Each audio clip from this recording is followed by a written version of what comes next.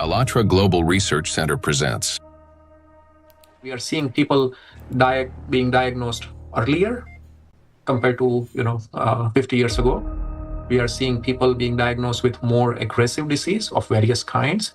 And we are seeing people having worse outcome compared to what they used to. And this is despite of all the advancement we have been able to make in the medical science in general. Do we expect the rise in neurodegenerative diseases, disabilities, and so forth? I think we are already seeing that rise.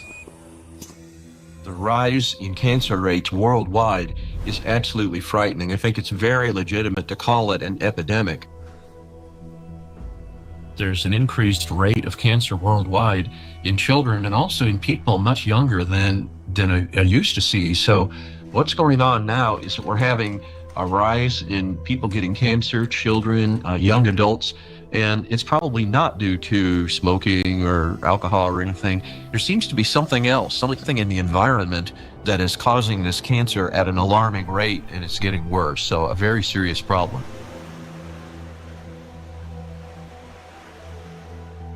Diseases are emerging early in life. Today's generation is getting sick at ages when their parents were still healthy.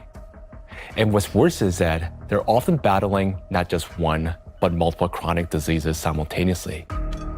How can this be happening despite all the advances in modern medicine? What if behind this rapid global decline in human health, there lies a hidden factor, one that we've overlooked all along? Nanoplastics, a threat to life. We're talking about microplastics, tiny particles that can't be seen with the naked eye. They're much thinner than a human hair, extremely fine. From the molecular level to the scale of entire ecosystems, understanding microplastics is crucial for protecting the biosphere and public health.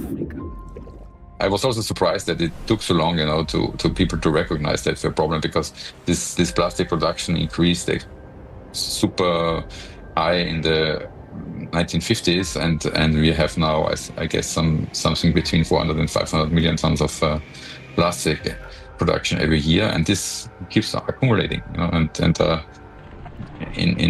all our ecosystems. So it's not only affecting the human life, but the whole ecosystem. So it's every individual, every plant, even bacteria. They take them up. So that's something which we have to take into account. The fact that it now pervades from our deepest ocean to our highest mountain, that it's present in more or less every living sample that scientists have looked at, and in some populations in considerable proportions, and that it's now pervading, our food, drink, and the air we breathe, to me, is quite concerning. The science has clearly, without a doubt, shown that these chemicals, these particles are very harmful for us in various ways, not just one organ system, but all organ systems are affected. Plastic symbolizes progress, a triumph of human ingenuity, a material that is light, strong, and built to last forever. Yet, as humanity, we miss something crucial.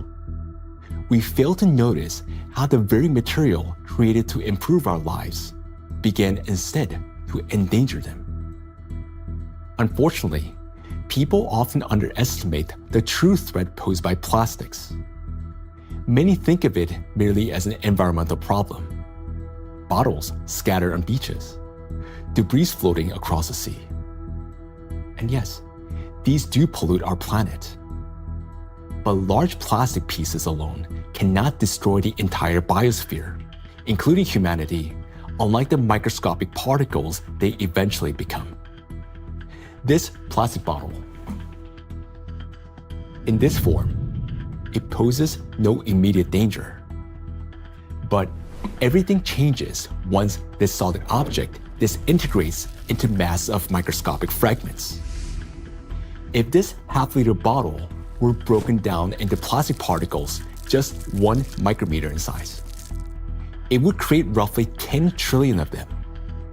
And if all those particles were to penetrate the cells of a human body at once, this single bottle, in the form of nanoparticles, would destroy a person within minutes. Micro and nanoplastics are a threat to life itself. And by life, we mean not only human existence, but the very survival of the entire biosphere. Scientists are sounding the alarm that even today, exposure to these particles is leading to deterioration of health, as well as physical and cognitive decline across humankind. A growing body of research links micro and nanoplastics to the development of diseases, genetic mutations, and the rise of antibiotic resistance. Some researchers even associate tiny plastics with climate anomalies, natural disasters, an increase in seismic activity as trillions of microscopic particles interact with the environment. Over time, they could create uninhabitable zones across our planet. And all of this begins with a simple chain reaction. When plastic, like this very plastic bottle, breaks down into micro and nanoplastics. This documentary is a result of a large-scale investigation. We have examined hundreds of scientific studies and thousands of facts to answer key questions, like why are plastics so particularly dangerous? How can plastic particles threaten the very foundation of life? And what chances remain for humanity to change its course? Today, only a few hundred, perhaps a few thousand people truly understand the magnitude of this threat. A number far too small for a world of 8 billion. But by watching this documentary, you will become one of the few who understand what's really happening. This is a story of why researchers studying nanoplastics call them the number one killer, and how they're already reshaping our future. Plastic interferes with the universal language of life.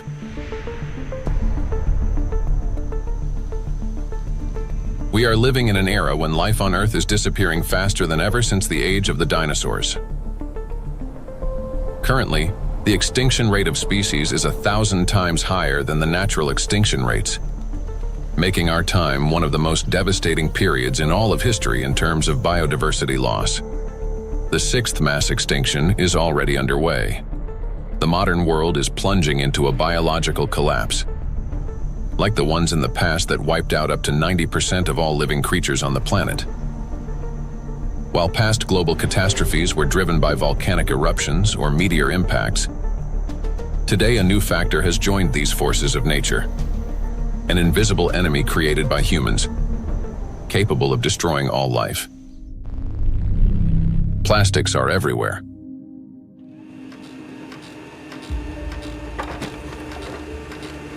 Since the mid-20th century, humanity has produced more than 9 billion tons of plastic. A material that was meant to make life easier, but has instead become a deadly trap for nature and for humanity. It is well established that most plastic is never recycled.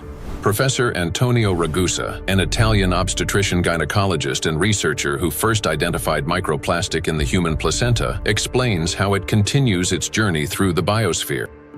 Of the millions and millions of tons of plastic we produce, less than 10% gets recycled.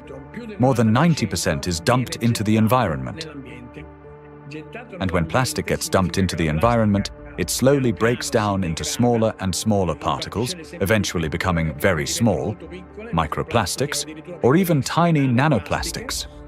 These particles travel down rivers, reach the seas, spread throughout the oceans, and enter the fish we later eat, so they end up back inside us. The problem of microplastics has long been observed in ecosystems across the globe. Professor Sedat Gündoğdu of Çukurova University in Turkey, founder of a research group on microplastics and expert in marine biology and Mediterranean microplastic contamination, speaks about this growing concern. I'm working on fish biology mostly. I was working on fish biology since 2016. During my PhD study, I recognized that all the sampling location that we work for biodiversity fully polluted with plastics, not only microplastics, because first we realized that the main problem is plastic itself. Today we are accustomed to hearing the word microplastic. But there was a time when this term simply didn't exist. Professor Richard Thompson is a marine biologist at the University of Plymouth, director of the Marine Institute, officer of the Order of the British Empire, and fellow of the Royal Society. In his work, he was the first to describe microscopic plastic particles in the marine environment, laying the foundation for an entirely new field of research. When I started to teach, I set the challenge to some of my students. They went out onto the shoreline, they collected samples of sand, and we started to look at them under the microscope. And from the very first samples, we could see pieces that did not look like sand grains, brightly colored pieces, red and blue.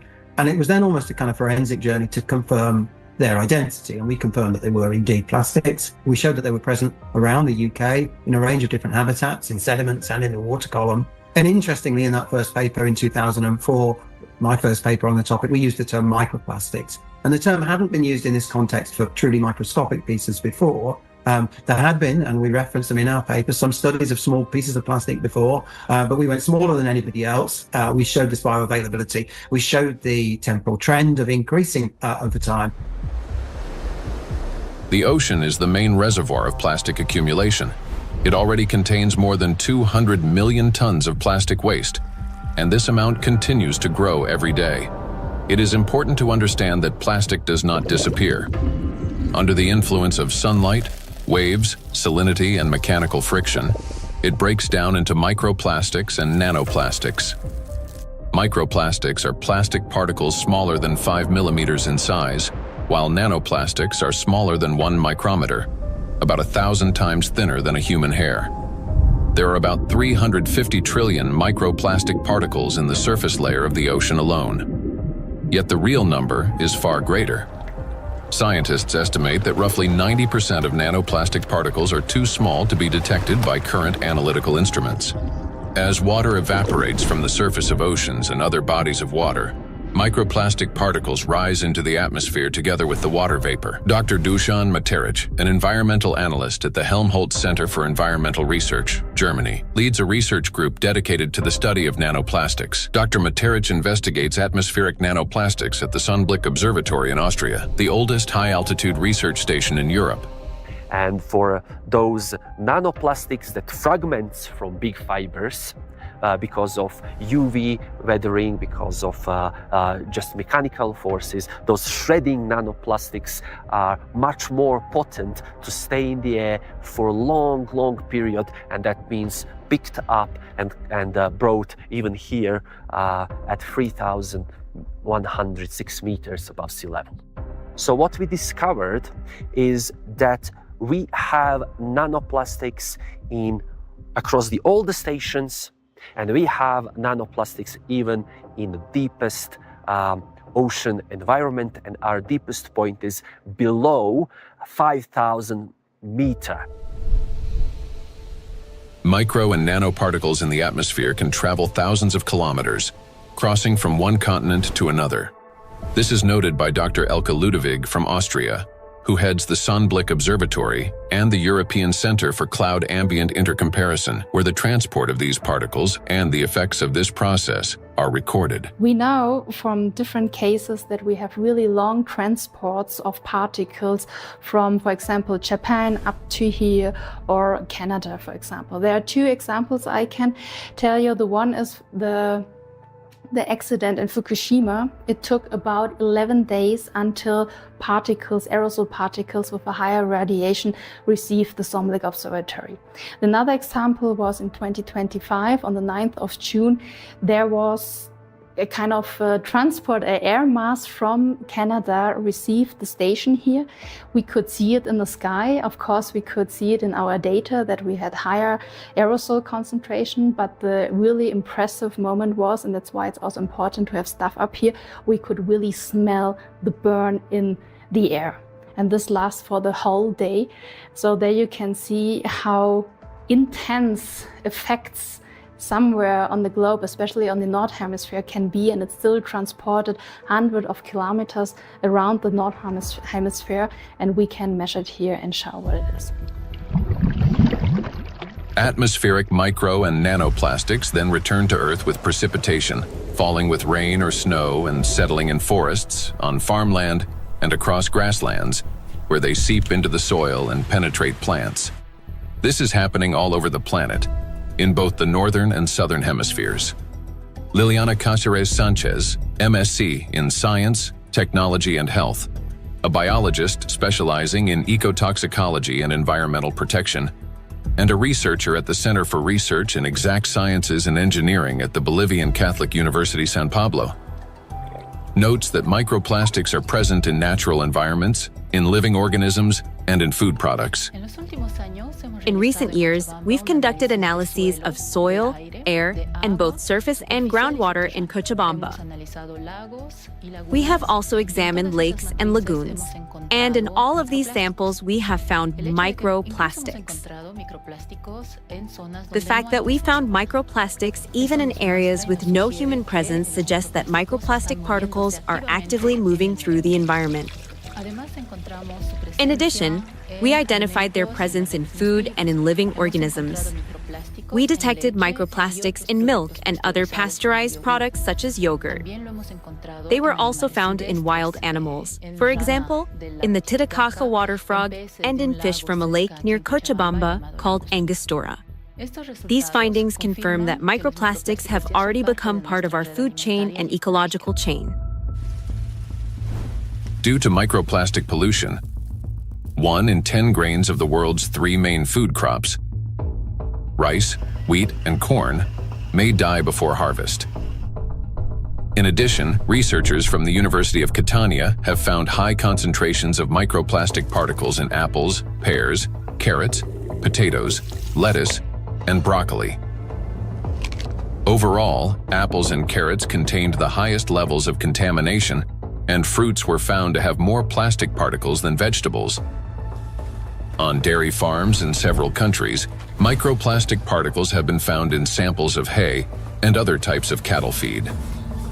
The presence of microplastics has also been confirmed in the milk and meat of cows and sheep, as well as in the lung tissue of pigs and in the stomachs and intestines of domestic ducks. This means that plastic has now become inseparable from livestock farming. Scientists from the University of Newcastle in Australia estimate that the average person today consumes around 250 grams of plastic per year through food, the weight equivalent of 50 plastic bags. Moreover, humans inhale micro and nanoplastics. According to studies, an adult can inhale up to 106,000 microplastic particles during a 2-hour walk in a large city. And in areas near bodies of water, that number significantly increases. We encounter micro and nanoplastic every day when we brush our teeth, take a shower, eat, run errands, go for a walk, wear our clothes, use household appliances, or take medications, and when we are working on a computer, riding public transport, drinking coffee on the go, shopping in a supermarket, or relaxing outdoors. Micro and nanoplastics are everywhere, and we barely notice how deeply these particles have become embedded in our everyday lives today. There are 3 ways plastic gets into the body: through inhalation, through the skin, and through food. And what happens next? It enters the bloodstream. Until fairly recently, about 15 years ago, people thought plastic was inert. And in fact, if you look at these plastic pellets, not microplastics but larger macroplastics, even if you put them in water, they just sit there quietly. It seems like they don't interfere much with the environment. But once they break down into micro and nanoplastics, they get into the human body through those 3 pathways, enter the bloodstream, and from there reach all the parenchymal tissues, that is, the organs, kidneys, liver, heart, arteries, veins, placenta, breast milk. Micro and nanoplastics have already become an inseparable part of the human body. They accumulate in the tissues of the intestines, heart muscles, and in the endocrine and reproductive organs, disrupting their functions. There isn't a single place in the human body they cannot penetrate. Studies show that the highest concentrations of nanoplastic have been found precisely in human brain tissue. Professor Lucas Kenner, a pathologist cancer researcher, director of the Christian Doppler Laboratory for Applied Metabolomics, and scientific director of the Micro-1 project studying microplastic and its effects on health, explains how micro and nanoplastic particles can evade the body's defense mechanisms and reach the brain within just a few hours. And we found out that particles which are in the bloodstream and cover themselves with cholesterol molecules, they easily can enter the blood-brain barrier, which is a very strict body barrier and protects the brain from toxic outside or even therapeutic substances. So it's, that's difficult, for instance, to treat brain tumors because the blood-brain barrier is so strict also for medications. But particles can enter quickly because they cover themselves with molecules will help them enter the blood-brain barrier. And this is for me, it was really very striking to see that, that these particles in 2 hours after we give them an oral lavage, they're already in the brain. Scientists at the University of New Mexico have found that in every gram of brain tissue in middle-aged individuals, there are about 4,900 micrograms of plastic. This means that today, around 0.5% of the human brain is composed of plastic. Simple calculations show that the human brain contains on average around 7 grams of plastic, roughly the weight of a plastic teaspoon. And such a teaspoon is already inside the human head. It is well known that micro and nanoplastics are dangerous because of toxic chemical additives they contain, such as phthalates and bisphenols. Treating diseases associated with just 3 chemicals of the most toxic additives found in plastics costs humanity $1.5 trillion a year. But this is only the tip of the iceberg, as overall more than 16,000 chemical compounds are used in the production of various types of plastics, each carrying its own potential risks to human health. Yet there is another factor, one far more dangerous and still vastly underestimated, in how nanoplastics affect the human body. It is precisely this factor that allows nanoplastics to easily penetrate the body's protective barriers, and once inside, they are virtually impossible to remove. The destructive impact of plastics at the chemical level has already been examined in another documentary, A Trap for Humanity, part of which focused on the toxic additives in plastics and their devastating effects for human health. Now, the dangers from chemicals are, of course, the most visible and widely discussed part of the problem. But as our investigation continued, we realized that the true danger of plastics lie beyond the chemistry, extending much deeper into the realm of physics. To understand why plastic particles are so dangerous, we must first understand their unique physical properties. Unique properties of plastic. At the micro and nanoscale, plastic particles acquire new physicochemical properties. They can retain surface charge for longer periods and interact with electrostatic fields and other molecules. In this sense, micro and nanoplastics can be compared to an electret, a material that accumulates static electricity and holds it for an extended time. Moreover, plastic particles not only retain an electrostatic charge, but can also recharge it. This occurs through the triboelectric effect. That is, when plastic comes into contact with or rubs against other surfaces, including fabrics, cells, and liquids. In other words, plastic particles can recharge themselves, restoring their electrostatic charge again and again. To understand how the properties of plastic differ from those of other materials, we conducted a simple experiment.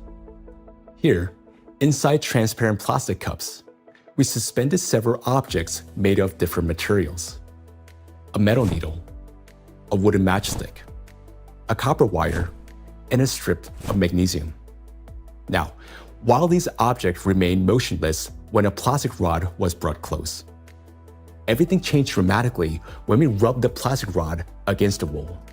That is, all the suspended objects began swinging and moved toward the rod. So, what caused this reaction?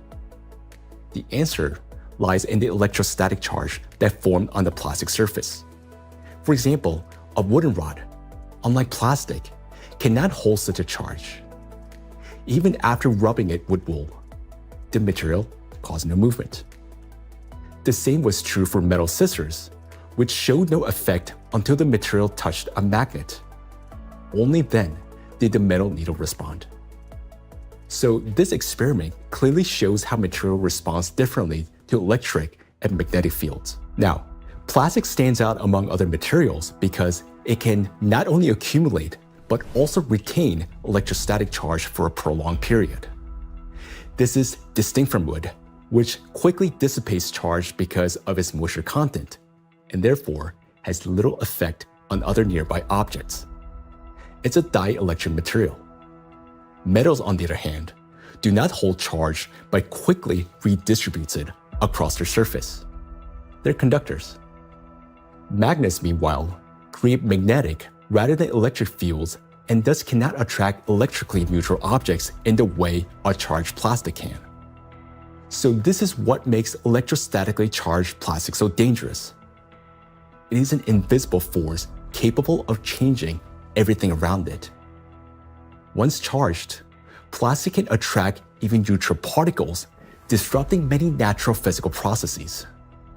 And as plastics breaks down into smaller fragments, micro and nanoplastics, it doesn't lose its properties. In fact, the impact of plastic on the environment and living organisms only intensifies as the particles become smaller. It's the charge that makes plastic especially dangerous to all life on our planet. Therefore, plastic cannot be regarded as passive waste. It is an active, electrically charged material capable of interacting with nearly all substances on Earth, from atmospheric particles to living cells. The smaller the plastic particle, the more active it becomes, and the more dangerous its impact. If you view a microplastic particle and it's 5 millimeters in diameter, and you break it down to a nanoplastic particle, which is 1 micrometer in size, you generate from one particle 125 billion particles, which is the number of galaxies we have in the universe. And the surface of these particles is 5,000 times larger than the 5 millimeter particle. So this just exemplifies how big an issue the breakdown of those plastic particles in even and all the time smaller particles. And these particles have maybe total different properties than the large 5 millimeter particles. So you not only change the size, but also the surface and the properties of the particles. Nanoplastic has an enormous surface area compared to its mass. It's like a tiny grain with the surface area of a football field. This is called a high specific surface area. The larger the surface, the greater the particle's ability to accumulate and retain electrostatic charge, and the more active sites it contains that bind proteins, metal ions, lipids, and other molecules from the surrounding environment can attach. To understand how dangerous these tiny charged particles are, let's run a simple mental experiment. For example, we have an ordinary 1.5 volt battery. If we divide it into 125 billion tiny batteries, and suppose each of them still had the same power output of 1.5 volts, their aggregate power would equal 187.5 billion volts. Imagine how much greater the voltage will become. Similar things happen with plastic. When a single fragment of plastic is divided into 125 billion particles, each carrying a charge, the amount of charge increases. Today, millions of tons of plastic in our biosphere are constantly breaking down into smaller and smaller particles, each carrying an electrostatic charge that allows it to penetrate everywhere. Consequently, as the number of electrostatically charged plastic particles grows, an excess electrical potential builds up throughout our planet. This is a major factor disrupting the Earth's energy balance, contributing to warming of the oceans, increase in atmospheric anomalies, as well as the number and severity of natural disasters each year.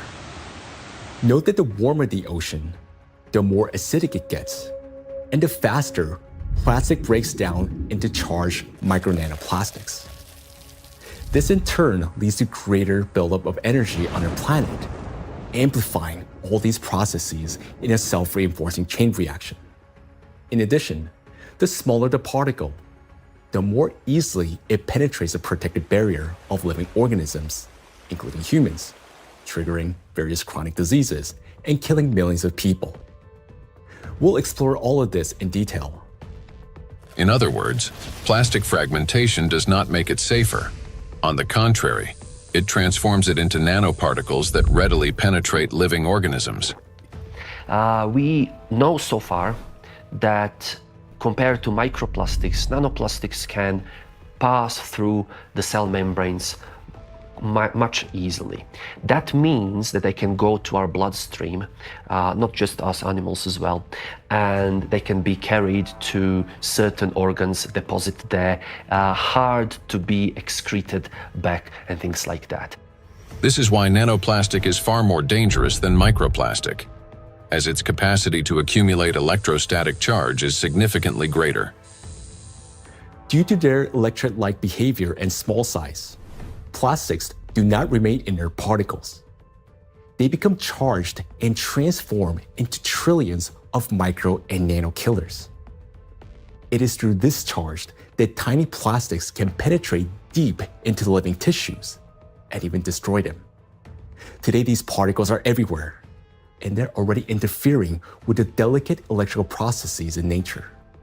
Now, we often think of electricity as something artificial, confined to light bulbs, batteries, and wires. But in reality, electrical impulses are the very language of life. That is, they enable the entire biosphere to function. And it is precisely these natural processes that electrostatically charged micro and nanoplastics are now disrupting. Universal language of nature.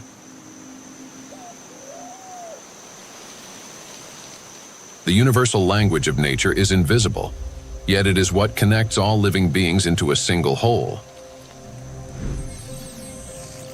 Forests.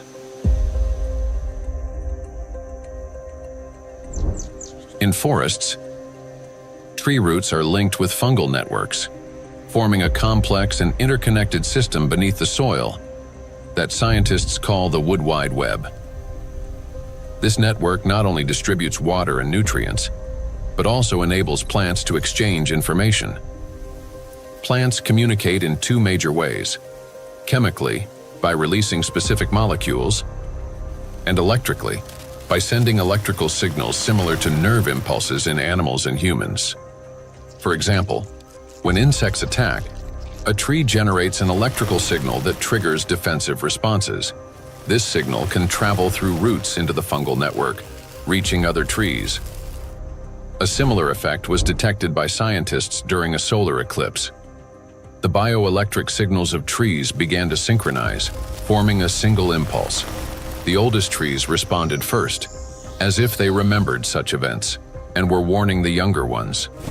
Through electrical signals, plants can coordinate their growth, warn each other of danger, adapt collectively to stress, and even store shared memory.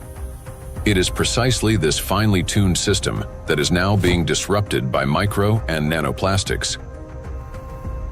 Today, forests have become vast reservoirs of microplastics. Research shows that forests capture microplastic from the atmosphere. As air currents pass through forests, they carry tons of microplastic particles. The forest functions as a massive filter. Tree canopies and leaves literally comb out particles from the air. In the past, this process helped purify the atmosphere from dust and dirt. Today, however, along with these natural particles, micro and nanoplastic are also being trapped. Unlike dust, which can become part of organic matter, plastic does not decompose. It remains in leaves, accumulates in soil, and persists in forest air. Every day, dozens of microplastic particles settle on each square meter of the forest canopy.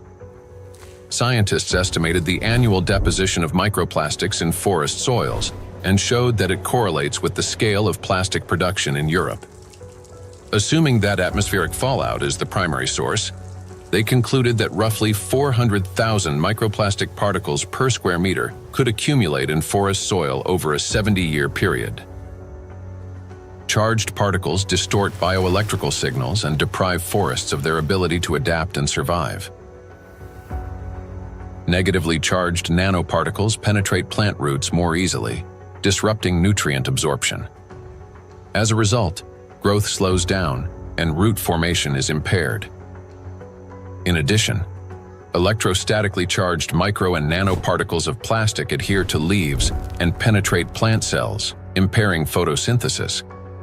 They damage chloroplasts, the energy centers of plant cells, the analog of mitochondria in animal and human cells. Prolonged exposure to micro and nanoplastics reduces the ability of plants to produce oxygen. Some of the world's forests, such as the eastern forests of the Amazon, are already emitting more carbon dioxide than they produce oxygen. Animals. Micro and nanoplastics can penetrate the brains of animals. Electrostatically charged plastic particles damage brain cells and disrupt the transmission of nerve impulses. This causes malfunctions in the nervous system, from reduced vision, hearing, and smell to impaired motor coordination. As a result, animals struggle to navigate, find food, avoid danger, and to communicate with one another. And all of this greatly reduces their chances of survival. These effects mirror the early signs of neurodegenerative diseases in humans. According to the Worldwide Fund for Nature, over the past 50 years, the global population of wild animals has declined by nearly 70%. People can't even protect those they've taken responsibility for. Household pets are also poisoned by micro and nanoplastics. Pet food contains PET, the same plastic used to make bottles. Moreover, microplastic particles have been found in the tissues of cats and dogs. Scientists analyzed tissue samples from 49 animals, 24 cats and 25 dogs, that had died of natural causes and found that more than 70% of them had microplastics present in multiple organs.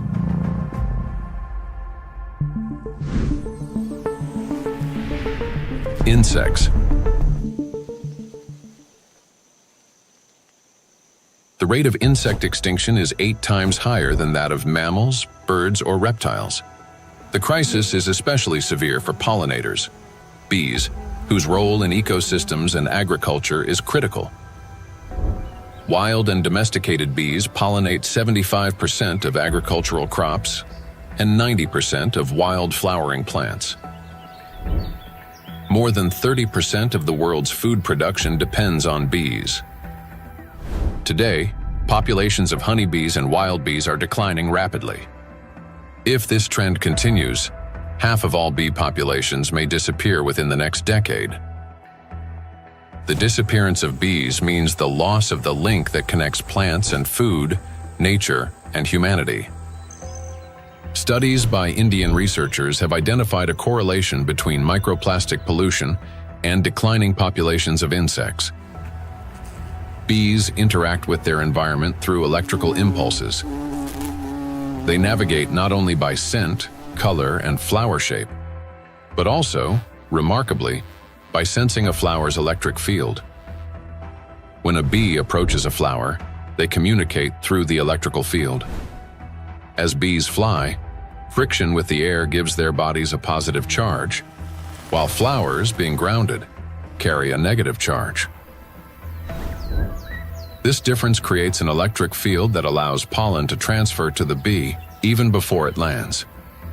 Experiments have shown that bees can distinguish flowers by their electric fields, associate specific electrical signals with the presence of nectar, and even determine a flower's freshness by the strength of its residual charge. After a flower has been visited, its electric field weakens, and other bees can read the signal that the flower contains less nectar. Moreover, the bee's own electric charge can stimulate a plant to release fragrance, attracting even more pollinators. Thus, an entire electrical communication system operates between bees and flowers. The electrostatic charge carried by micro and nanoplastics distorts these electrical impulses, affecting the bee's brain and nervous system.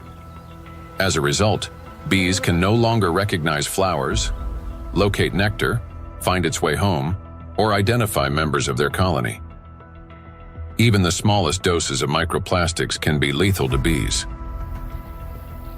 Bees are covered in sensitive hairs and constantly interact with their environment, allowing plastic particles to settle on their bodies and easily penetrate them.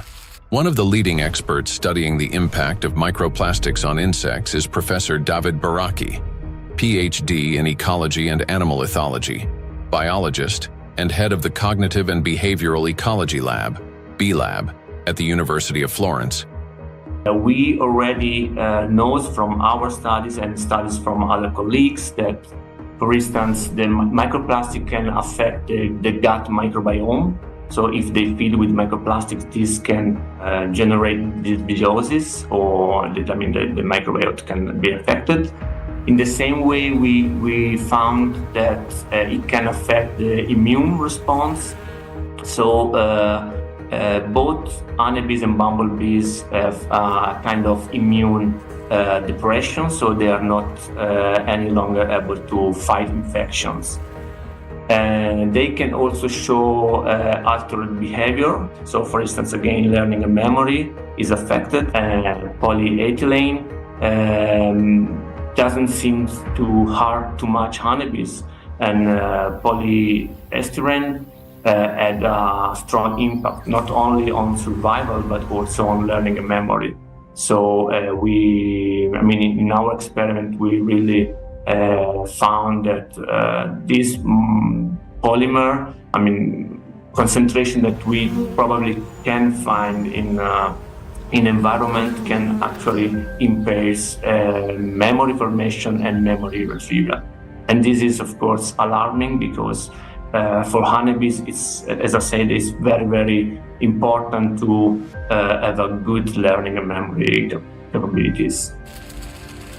When microplastics enter a bee's body through food or air, they damage the intestine, disrupt metabolism and reproductive function, weaken the immune system, and alter their behavior, even to the point of losing the ability to navigate.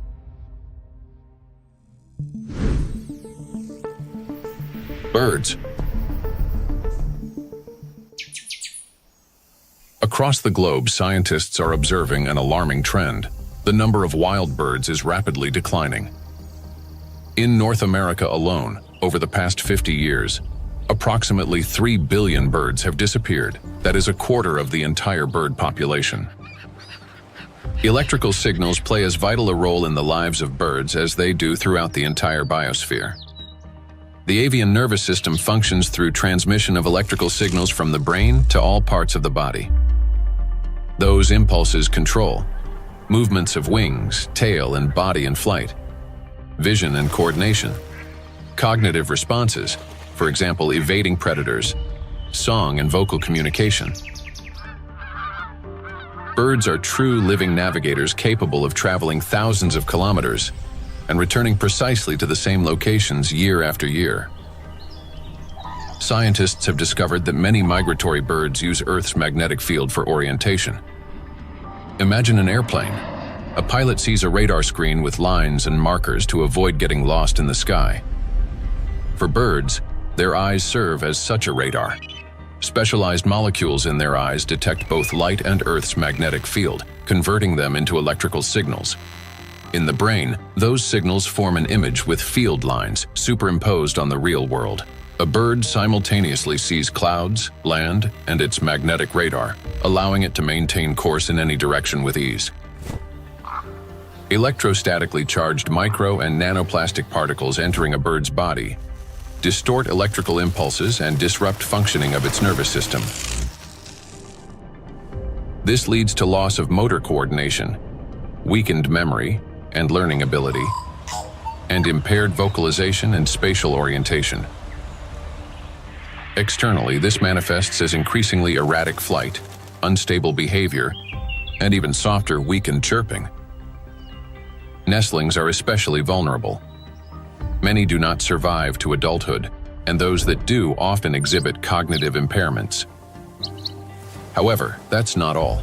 Plastics damage the liver, kidneys, stomach, and brain of birds, causing symptoms that resemble Alzheimer's disease. Even birds that appear healthy lose the ability to adequately care for their partners and offspring, sharply reducing their chances of successful reproduction.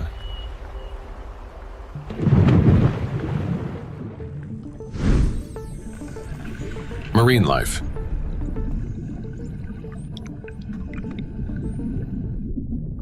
Beneath the surface reigns a unique world where vision weakens and sounds become distorted. In such conditions, marine life perceives reality differently. Through electroreception, the ability to sense faint electric fields and navigate by them. Predators such as sharks can detect tiny electrical impulses produced by muscle contractions and the heartbeat of their prey. Even if a fish remains motionless and hidden in sand, its bioelectric signals reveal its location. All living organisms in water generate continuous bioelectric fields due to ion flow across their skin. Those fields are subtly altered when the animal moves or when another living being appears nearby. Electrical impulses are an inseparable part of life itself, even underwater. Electrostatically charged micro and nanoplastics can distort or block those signals, which makes marine creatures especially vulnerable. As a result, marine animals and fish lose their ability to accurately locate prey, avoid predators, and follow migration routes. This threatens their survival and leads to population declines. Furthermore, fish exposed to microplastics exhibit a wide range of toxic effects, from immune system dysfunction to altered blood composition. Signs of neurotoxicity, growth retardation, and reduced reproductive capacity have also been documented in fish.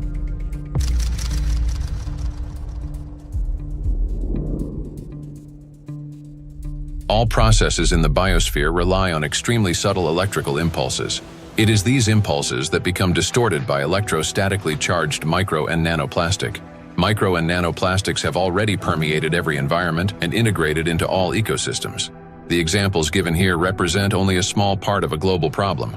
Disruptions are occurring throughout the biosphere without exception, and the outcome is the same everywhere. Distortion of signal transmission, breakdown of biological connections, malfunction of living systems, and ultimately, the death of life itself. Micro and nanoplastics are everywhere, and everything they touch is slowly dying.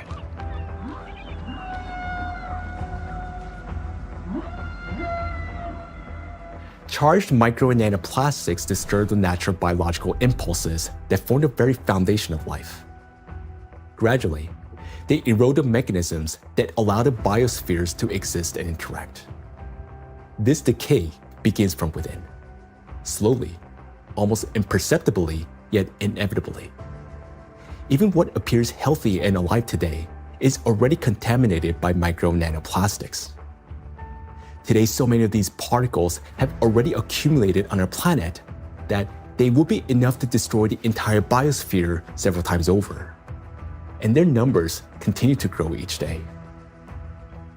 Nature is not merely a habitat. It's our breath, our nourishment, and our protection. Humanity can survive without technology, but not without air, water, and living organisms.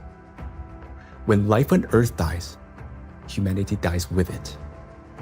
The truth is that we do not exist separately from nature, no matter how much we try to convince ourselves otherwise. We're part of it. So you have probably guessed who we're going to talk about next.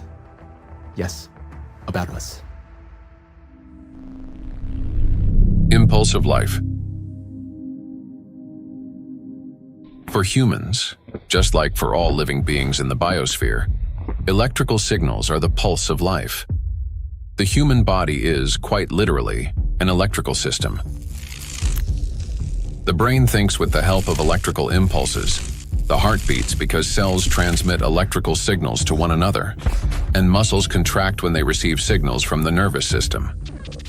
Neurons play a key role in coordinating all body functions by generating and transmitting electrical impulses. How an electrical impulse is generated in neurons. Every neuron has a membrane with the so-called gates, ion channels. When a signal needs to be transmitted, some of these gates open, and ions begin moving quickly into or out of the cell. This flow of ions changes the membrane's electrical charge, creating an electrical impulse. The impulse travels along the neuron and transmits information further to other cells. How you communicate, whether you interrupt, speak quickly and emotionally, or on the contrary, whether you're apathetic, how you scroll through a news feed on your phone, whether you rush or move slowly, depends largely on the balance of ions. When this balance is disrupted, a person can become overly irritable, or, on the contrary, sluggish. Every movement and reaction of our body is based on electrical impulses in neurons and other cells. For example, if you accidentally touch a hot object, nerve fibers instantly transmit a signal to the brain, which commands the muscles. Pull your hand away. Without electrical impulses, the body wouldn't be able to maintain a stable internal state, homeostasis. Even the immune system cannot function without electrical impulses. The speed and strength of every immune cell's response depend directly on the quality of impulse transmission. Emotions and thoughts are also the language of electrical impulses. When you feel joy, sadness, excitement, love, or recall a memory, tiny electrical sparks run between neurons. They're like messages between friends. One neuron writes, another reads, and passes it on. Through these chains, thoughts, emotions, and decisions are born. When you learn something new, that too is the work of electrical impulses. They create new neural connections, as if paving little pathways in the brain that make it easier for impulses to travel later on. Even at the very beginning of life, when a sperm cell fertilizes an egg, an extraordinary phenomenon occurs. This contact triggers a cascade of biochemical reactions, including the release of billions of zinc ions. This impulse acts like a start button that activates the egg and initiates the very process from which the future embryo begins to develop. We rarely think of ourselves as electrical systems, yet that's exactly how our bodies function. Nature created a perfect design in which countless vital processes and interactions occur through electrical impulses. But there was one thing that nature could not have foreseen: that humans would create an enemy capable of infiltrating and disrupting this perfect mechanism. In studying micro and nanoplastics, we discovered that their most dangerous weapon is invisible. It is the electrostatic charge that these particles accumulate and retain. This charge begins to destroy us from within, starting from the very foundation of life, the cell. Inside the cell, charged nanoplastics cause the greatest harm. They disrupt communications between the cells, trigger self-destruction programs, and deprive cells of their ability to generate energy for sustaining life. The question is, how do plastics do this? How do micro and nanoplastics damage the body's cells? Disruption of interactions between neurons. Electrostatic charge and extremely small size allow nanoplastic particles to penetrate inside human cells. The impact of nanoplastics on cell function can be clearly traced in neurons, cells of the nervous system, as their function is directly linked to the generation and transmission of electrical signals. Valérie Etkin, Doctor of Physical and Mathematical Sciences and member of the European Academy of Natural Sciences, emphasizes that the impact of nanoplastics on nerve cells manifests at the most fundamental levels. Nanoplastics significantly influence the generation and transmission of neural impulses through multiple mechanisms that disrupt ion transport and the electrical activity of neurons responsible for transmitting nerve signals in the body. Each neuron functions like a miniature battery. It constantly maintains a difference in electrical charge between the inside and outside of its membrane. This enables the neuron to be ready to transmit a signal at the right moment. charged nanoplastic disturbs this delicate balance, making the cell behave unpredictably. A neuron may activate prematurely, like a light flickering on without command, or conversely, fail to transmit a signal when needed. Such interference disrupts the operation of entire neural networks, like a city experiencing power outages, where neighborhoods go dark one after another, leading to a blackout. In addition, as shown by research conducted by Chinese scientists from Southern Medical University in Guangzhou, nanoplastic interferes with the operation of ion channels. Nanoplastic carrying an electrostatic charge can interact with these channels and alter their structure. As a result, the gates may fail to open or remain open for too long. This also disturbs normal signal transmission throughout the nervous system. When electrostatic interactions occur with charged membrane lipids, they cause a redistribution of charged lipids and proteins within the membrane, which leads to impaired functionality of these lipid membranes. This results in localized changes in ion concentration and the formation of ion concentration gradients around charged particles. The function of ion pumps, which are essential for maintaining ion balance, becomes disrupted. Ion pumps are mechanisms that move substances against their concentration gradients, a process known as active transport. When these processes become unbalanced, they accumulate energy that can later be used by biological systems to perform work. And so, the work of these pumps may be disrupted, yet it's one of the core mechanisms underlying biological activity. Signal transmission between neurons is a complex yet remarkably coordinated electrochemical communication process in which special molecules, neurotransmitters, play a crucial role. These molecules act as couriers, transferring information from one neuron to another in a strictly ordered manner. Nanoplastic particles carrying an electrostatic charge can interfere with the release of neurotransmitters or trigger their discharge without proper signaling. As a result, chaotic and false signals emerge in the brain, as if the nervous system can no longer distinguish what messages to send, when to send them, or where they should go. Any disruption in communication between neurons inevitably affects our mental state.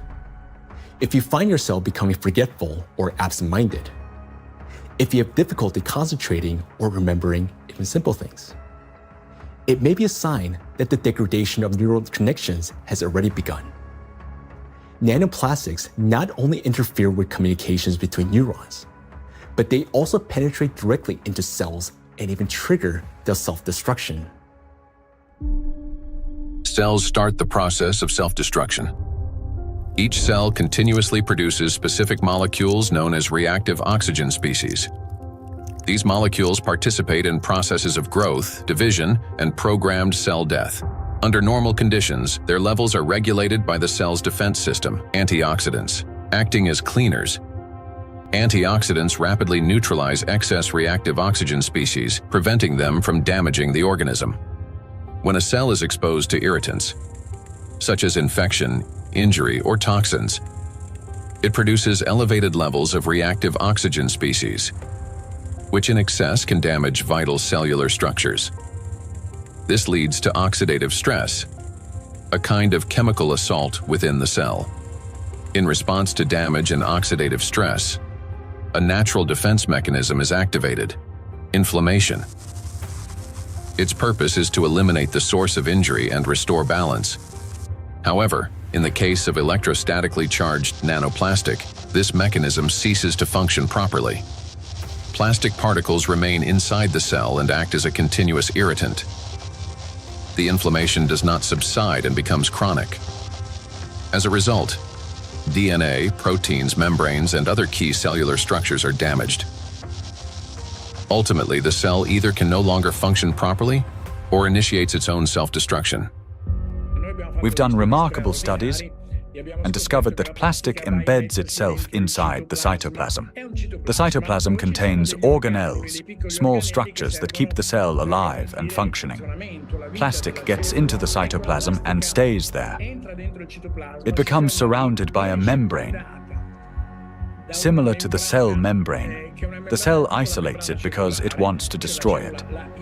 And it starts producing enzymes and other substances the cell normally uses when it's invaded by microbes, viruses, bacteria, or antigens. But unlike those natural invaders, plastic is indestructible, as we said. So the cell is essentially subjected to chronic stress, and eventually it becomes diseased. The Microplastics Research Group at the Bolivian Catholic University in Cochabamba uses aquatic planarians, small organisms that serve as highly useful biological models. Their strong regenerative capacity makes it possible to detect early changes in cellular processes similar to those that occur in other animals. Microplastics, especially when combined with other pollutants such as metals, are already affecting living organisms. Microplastics can trigger oxidative stress, an imbalance between the production of reactive oxygen species and the body's antioxidant capacity. This oxidative stress directly affects cellular metabolism, disrupting the functions of proteins, lipids, and nucleic acids, which can lead to changes in growth, regeneration, and the overall physiology of organisms. Thus, exposure to electrostatically charged nanoplastic leads to oxidative stress, inflammation, and consequently, the death of not only neurons, but also other types of cells. Oxidative stress is like a fire burning inside a cell, while antioxidants are like firefighters that work to extinguish it. Note that nanoplastics act as a fuel for the fire, feeding it endlessly until the cell is consumed from within. Yet, that's not all nanoplastics do inside our cells. They also destroy the cell's power plants, the mitochondria. Every cell lives and functions thanks to the energy produced by mitochondria. That very energy powers all processes in the body, from cell division to hormone synthesis. Even the electrical impulses that we've been talking about depend on the energy from mitochondria. And it is precisely this vital source of life that charged nanoplastics attack. Cells stop producing energy for life. Recent studies have shown that mitochondria are particularly vulnerable to the effects of nanoplastic. And that's where a cascade of processes leading to aging and disease begins. Scientists from China have discovered that the electrostatic charge and tiny size of nanoplastic particles allow them to penetrate deep into the cell and accumulate even within mitochondria, disrupting their function. Such a condition is known as mitochondrial dysfunction, a state in which mitochondria can no longer perform their essential roles. For comparison, a mitochondrion is approximately the size of a bacterium, while a nanoplastic particle is dozens of times smaller. Dr. Jeffrey Long, a radiation oncologist with many years of clinical experience and an expert on environmental exposures and their impact on human health, explains the destructive intracellular processes triggered by nanoplastic. They can get into the cell and they can damage the critical parts of the cell, particularly mitochondria. Mitochondria in each cell in the human body is sort of the energy machine. It produces the stuff, raw stuff that provides energy to the entire rest of the cell. And it is frightening to understand, and increasingly so with increasing scientific studies, that nanoparticles nanoplastics, as they get in, are actually damaging the mitochondria, that energy-producing part of the cell. They're also damaging the part of the cell involved in division and reproduction called DNA. And certainly they can affect other molecules and proteins within the cell. Mitochondria are the cell's energy and signaling center. They regulate metabolism, control cell growth and division, protect against oxidative stress, modulate inflammation and immune responses, and trigger programmed cell death. One of their key functions is cellular respiration, the process by which energy is produced. Energy in the human body is generated as follows. First, proteins, fats, and carbohydrates from food are broken down into simple molecules. These molecules then enter the mitochondria, where electrons are extracted from them. The electrons move along a specialized chain of proteins, much like an electric current passing through wires. This electron flow drives the mitochondrial energy machinery, resulting in the production of ATP, the universal fuel that powers all organs and tissues. A single mitochondrion can produce up to 10 million molecules of ATP per day. However, electrostatically charged nanoplastic interferes with this delicate process. Its particles disrupt movement of electrons and reduce the efficiency of ATP synthesis. It is similar to a power plant where the wiring begins to short circuit. The generator falters, energy output drops, and the entire system starts to fail more quickly. Mitochondria have their own DNA, a set of instructions for energy production. Without it, mitochondria cannot generate energy, and the cell gradually loses its power source and begins to deteriorate. Exposure to nanoplastic causes mutations to accumulate rapidly in mitochondrial DNA, further impairing mitochondrial function. Studies published in 2023 demonstrated that 50 nanometer polystyrene nanoparticles sharply reduce ATP production and increase the number of mutations in mitochondrial DNA. We have studies on this, with dramatic images taken using a scanning electron microscope, as well as a transmission one, where you can actually see plastic destroying the mitochondria, the structures that produce a cell's energy. Chronic exposure to nanoplastic turns cells into a battlefield. Their electrostatic charge prevents mitochondria from carrying out their essential functions, and this disruption marks the beginning of the slow decline of cells, tissues, and organs. We have now seen the key mechanisms by which charged nanoplastic particles damage cells. Each of these processes is destructive on their own, but they also occur simultaneously and amplify one another's effects. This chain reaction unleashes an avalanche of damages leading to cell death, and ultimately causing systemic breakdowns and accelerating biological aging. Micro and nanoplastics accelerate aging. We tend to think that aging begins with wrinkles, gray hair, or fatigue. But in reality, it starts deep within the cells, with mitochondrial dysfunction and failures in key biological processes. Over time, damaged and dying cells accumulate, and the body loses its ability to renew itself. Aging is the gradual wear and tear of life's internal mechanisms. Scientists identify several main mechanisms of aging, such as oxidative stress, mitochondrial dysfunction, chronic inflammation, telomere shortening, DNA damage accumulation, epigenetic alterations.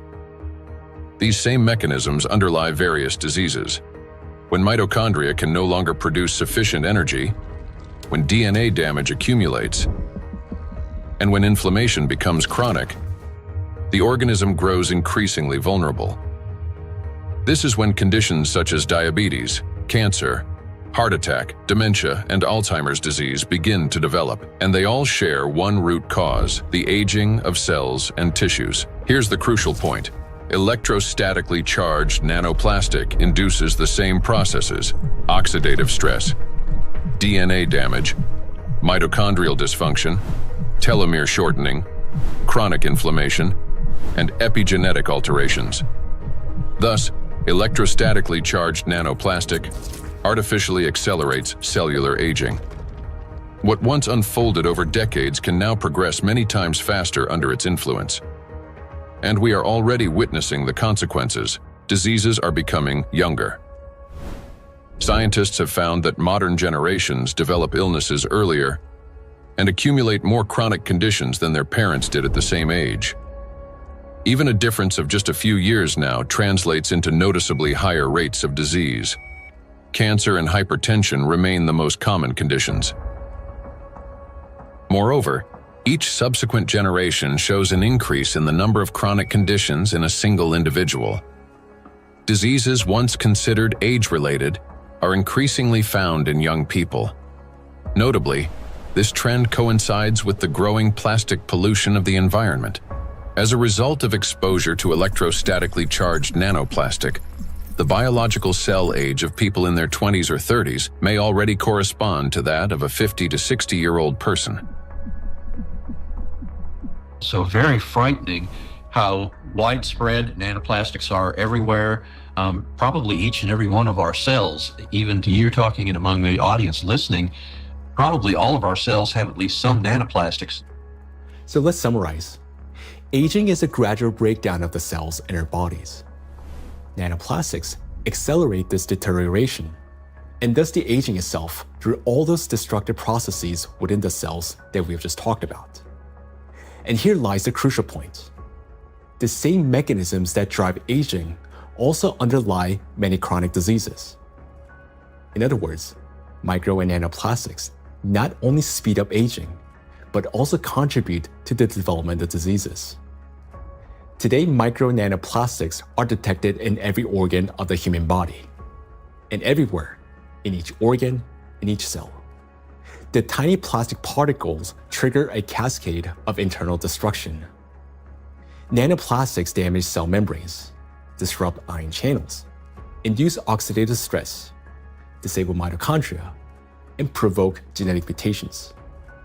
These damages affect all cell types in the same way, whether in the heart, bones, lungs, or elsewhere. Now, we know the answer to the main question that began our investigation. Why and by what mechanism are nanoplastics capable of destroying living systems at the microscopic level? But what does that mean to us, for each of us? What specific diseases arise from such cellular destruction within the human body? The answers lie ahead in the next part of our investigation. Micro and nanoplastics are damaging health. Micro and nanoplastics impact the nervous system. Neurological disorders are the leading cause of physical and cognitive disability worldwide, affecting almost 3.5 billion people.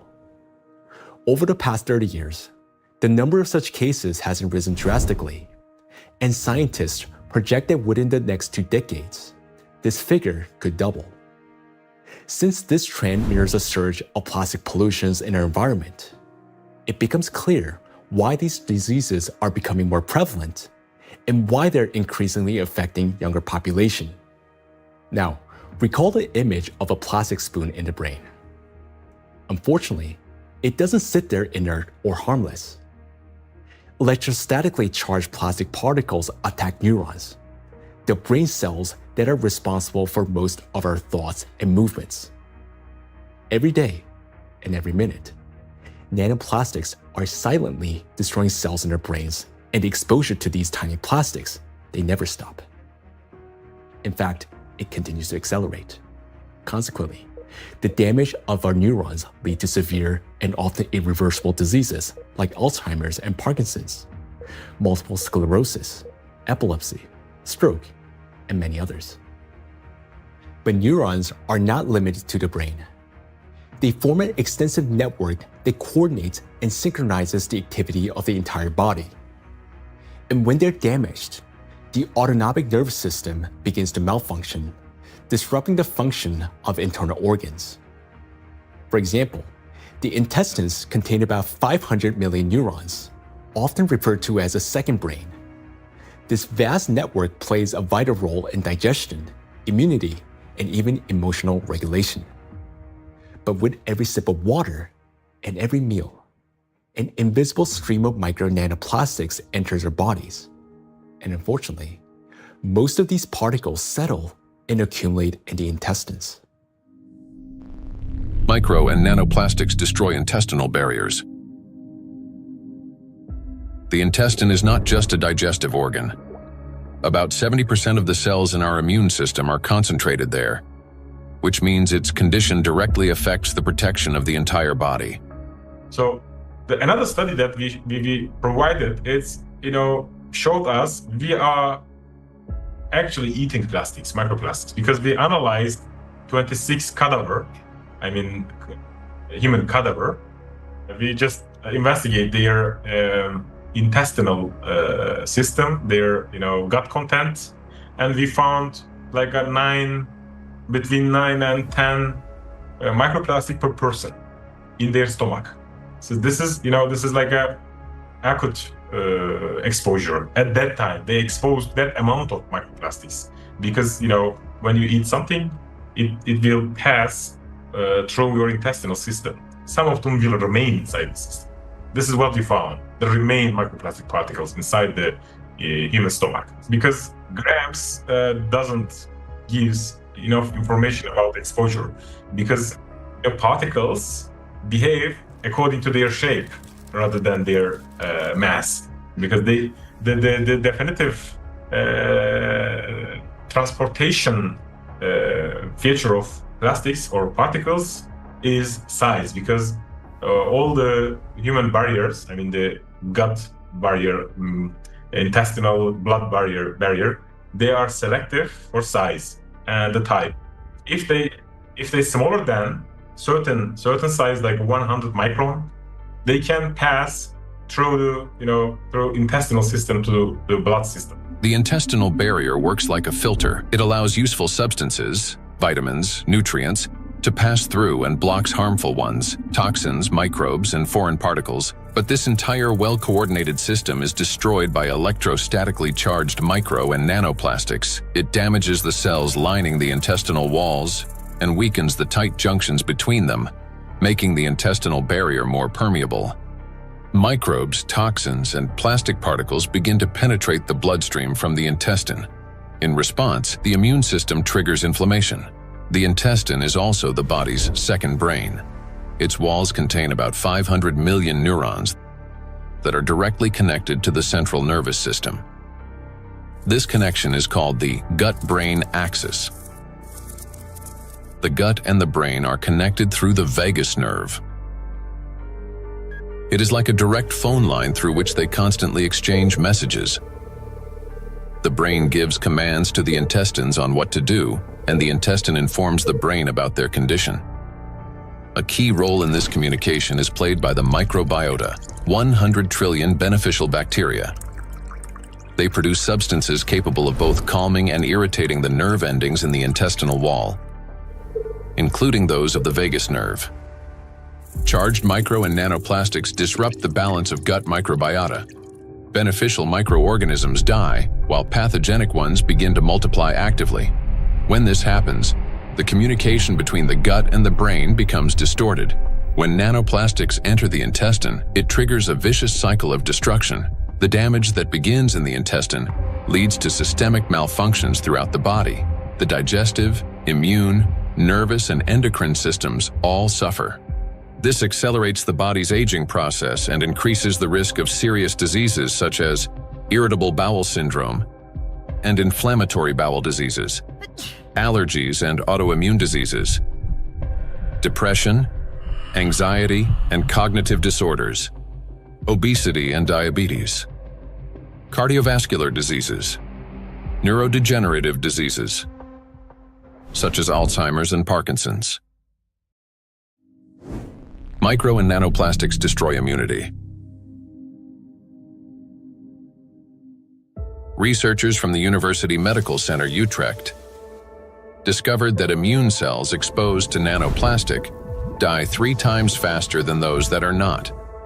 Such accelerated death of immune cells severely weakens immunity and reduces the body's ability to fight infections. This contributes to the spread of inflammatory reactions throughout the body. Scientists from Zhengzhou University and Henan Cancer Hospital in China have found that nanoplastics penetrate even into the bone marrow and the thymus, the organs where blood and immune cells originate and mature. The bone marrow performs 2 key functions. On the one hand, it is a blood cell factory, where red blood cells, white blood cells, and platelets are formed. On the other, stem cells of the bone marrow play a role in regenerating bones, cartilage, muscles, and fat tissue. The impact of nanoplastics on stem cells means damage to the very foundation of regeneration. First, blood formation worsens. Anemia can develop due to a lack of red blood cells. Immunity decreases due to fewer white blood cells. And the risk of bleeding rises because of platelet deficiency. Second, Damage to bone cells makes bones more fragile, increasing the risk of fractures and slowing their recovery. Nanoplastics not only destroy the immune system, but through its electrostatic charge, they also create conditions for the reproduction and resilience of pathogens. A study from the University of Illinois showed that positively charged nanoplastic particles increase physiological stress in gut bacteria such as E. coli, making them more pathogenic. The electrostatic charge plays the decisive role here. It is what increases the pathogenicity of microorganisms. At the same time, nanoplastic particles without electrostatic charge did not cause physiological stress in bacteria, and their danger to humans did not increase.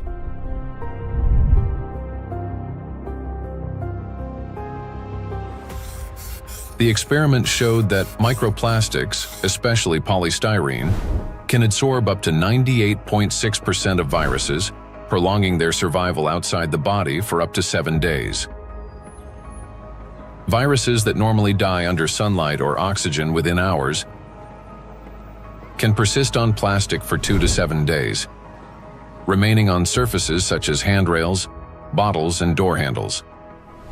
A single sneeze from an infected person can release up to 200 million viral particles into the air, which can land on any plastic surface indoors or bind with nanoplastic particles in the air and water. Microplastics become an air and water taxi, spreading infection. Once in the bloodstream, charged micro and nanoplastic particles quickly become coated with plasma proteins, forming a biocorona, which masks them as the body's own cells and makes them invisible to the immune system. Antibiotic resistance.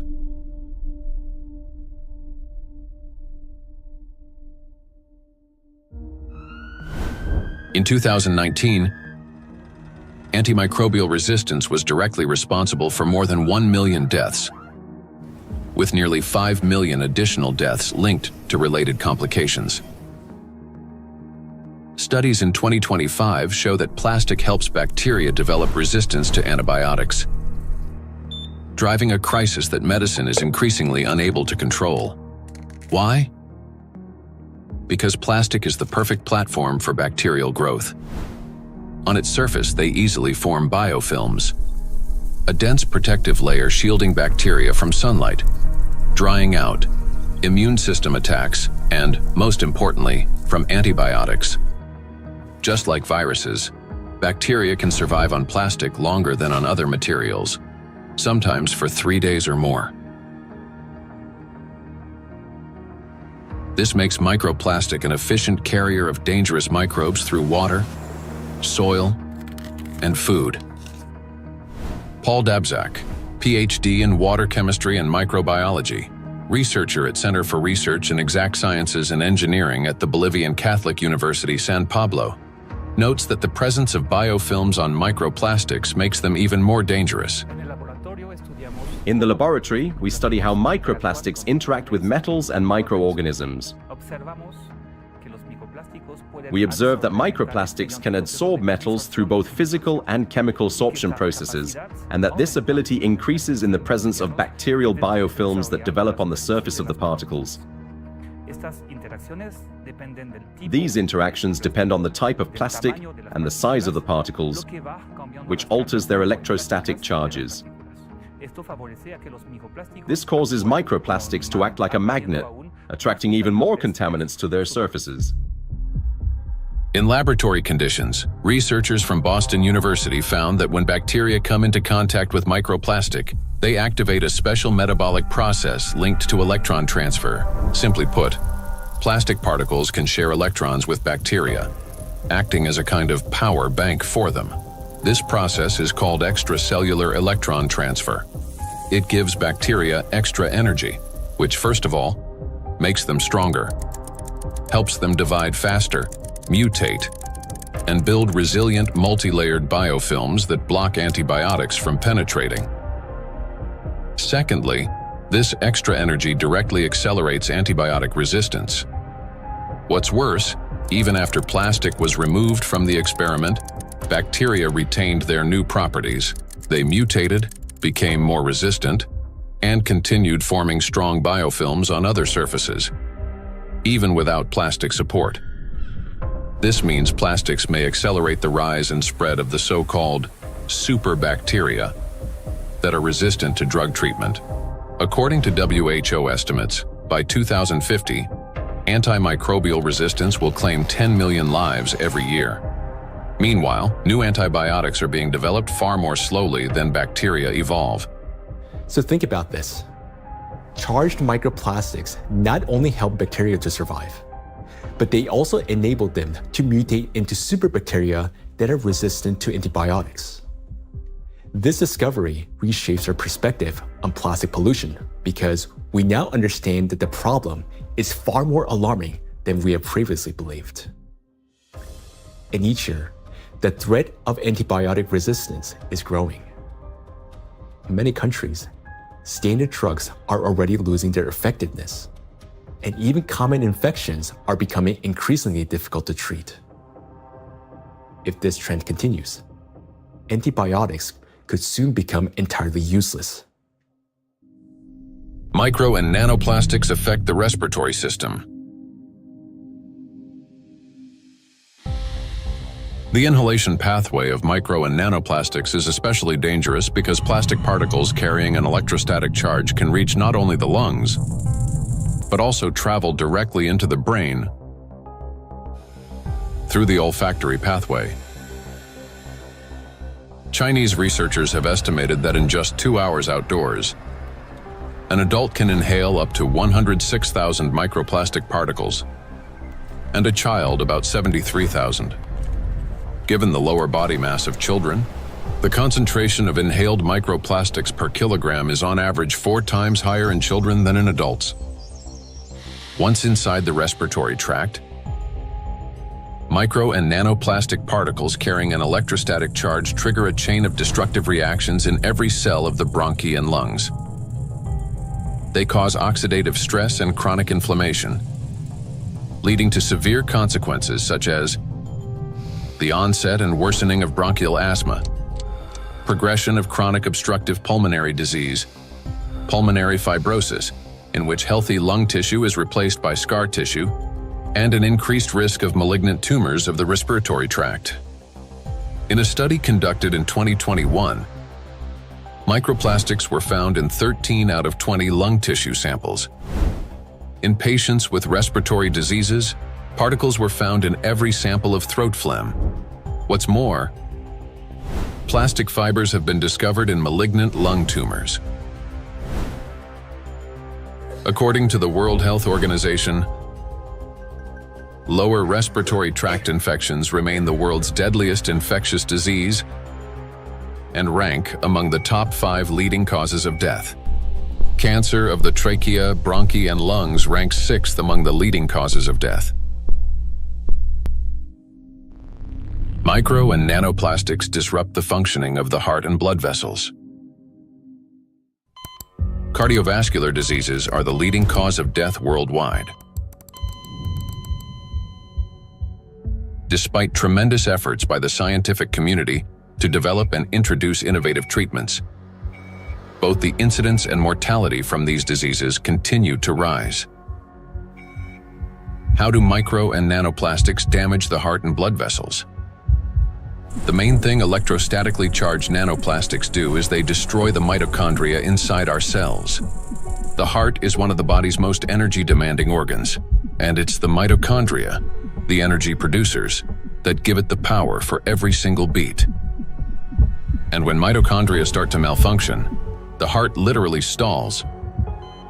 It no longer has enough energy to maintain a normal rhythm or strong contractions. Heart attacks and strokes remain the world's leading causes of death among all diseases. In this context, it's especially alarming that scientists have found micro and nanoplastics inside atherosclerotic plaques, dense deposits within arterial walls that narrow the vessels and can obstruct blood flow. When a vessel becomes constricted or a clot forms, blood circulation to the heart or brain is disrupted, sharply increasing the risk of a heart attack or stroke. Research shows that when microplastics are present in carotid artery plaques, the risk of these life-threatening events and fatal outcomes rises by 4.5 times. Micro and nanoplastic particles trigger blood clot formation. When micro and nanoplastics enter the bloodstream, they don't simply drift there passively. Because of their electrostatic charge, plastic particles stick to vessel walls and attract blood proteins and cells. These coated particles damage the endothelium, the ultra-thin layer of cells lining the inside of blood vessels. The endothelium is like an intelligent shell of the vessels. It regulates their dilation and constriction, controls blood clotting, and protects against inflammation. However, under the influence of micro and nanoplastics, this system breaks down, leading to chronic inflammation and an increased risk of thrombosis. In addition, electrostatically charged microplastics can interact with blood cells, platelets, and red blood cells, disrupting their normal behavior. Under normal conditions, red blood cells carry a negative surface charge called the zeta potential, which keeps them from sticking together and allows blood to flow freely, even through the tiniest capillaries. But when exposed to microplastics, this charge decreases. Red blood cells begin to clump together, blood viscosity rises, and clot formation starts. As a result, clots appear in the vessels, obstructing blood flow, which is especially dangerous for the brain, heart, and eyes. This consequently increases the risk of chronic fatigue, vision disorders, hypertension, heart attack, and stroke. Nanoplastics interact with cell membranes. Positively charged nanoparticles are strongly attracted to negatively charged components,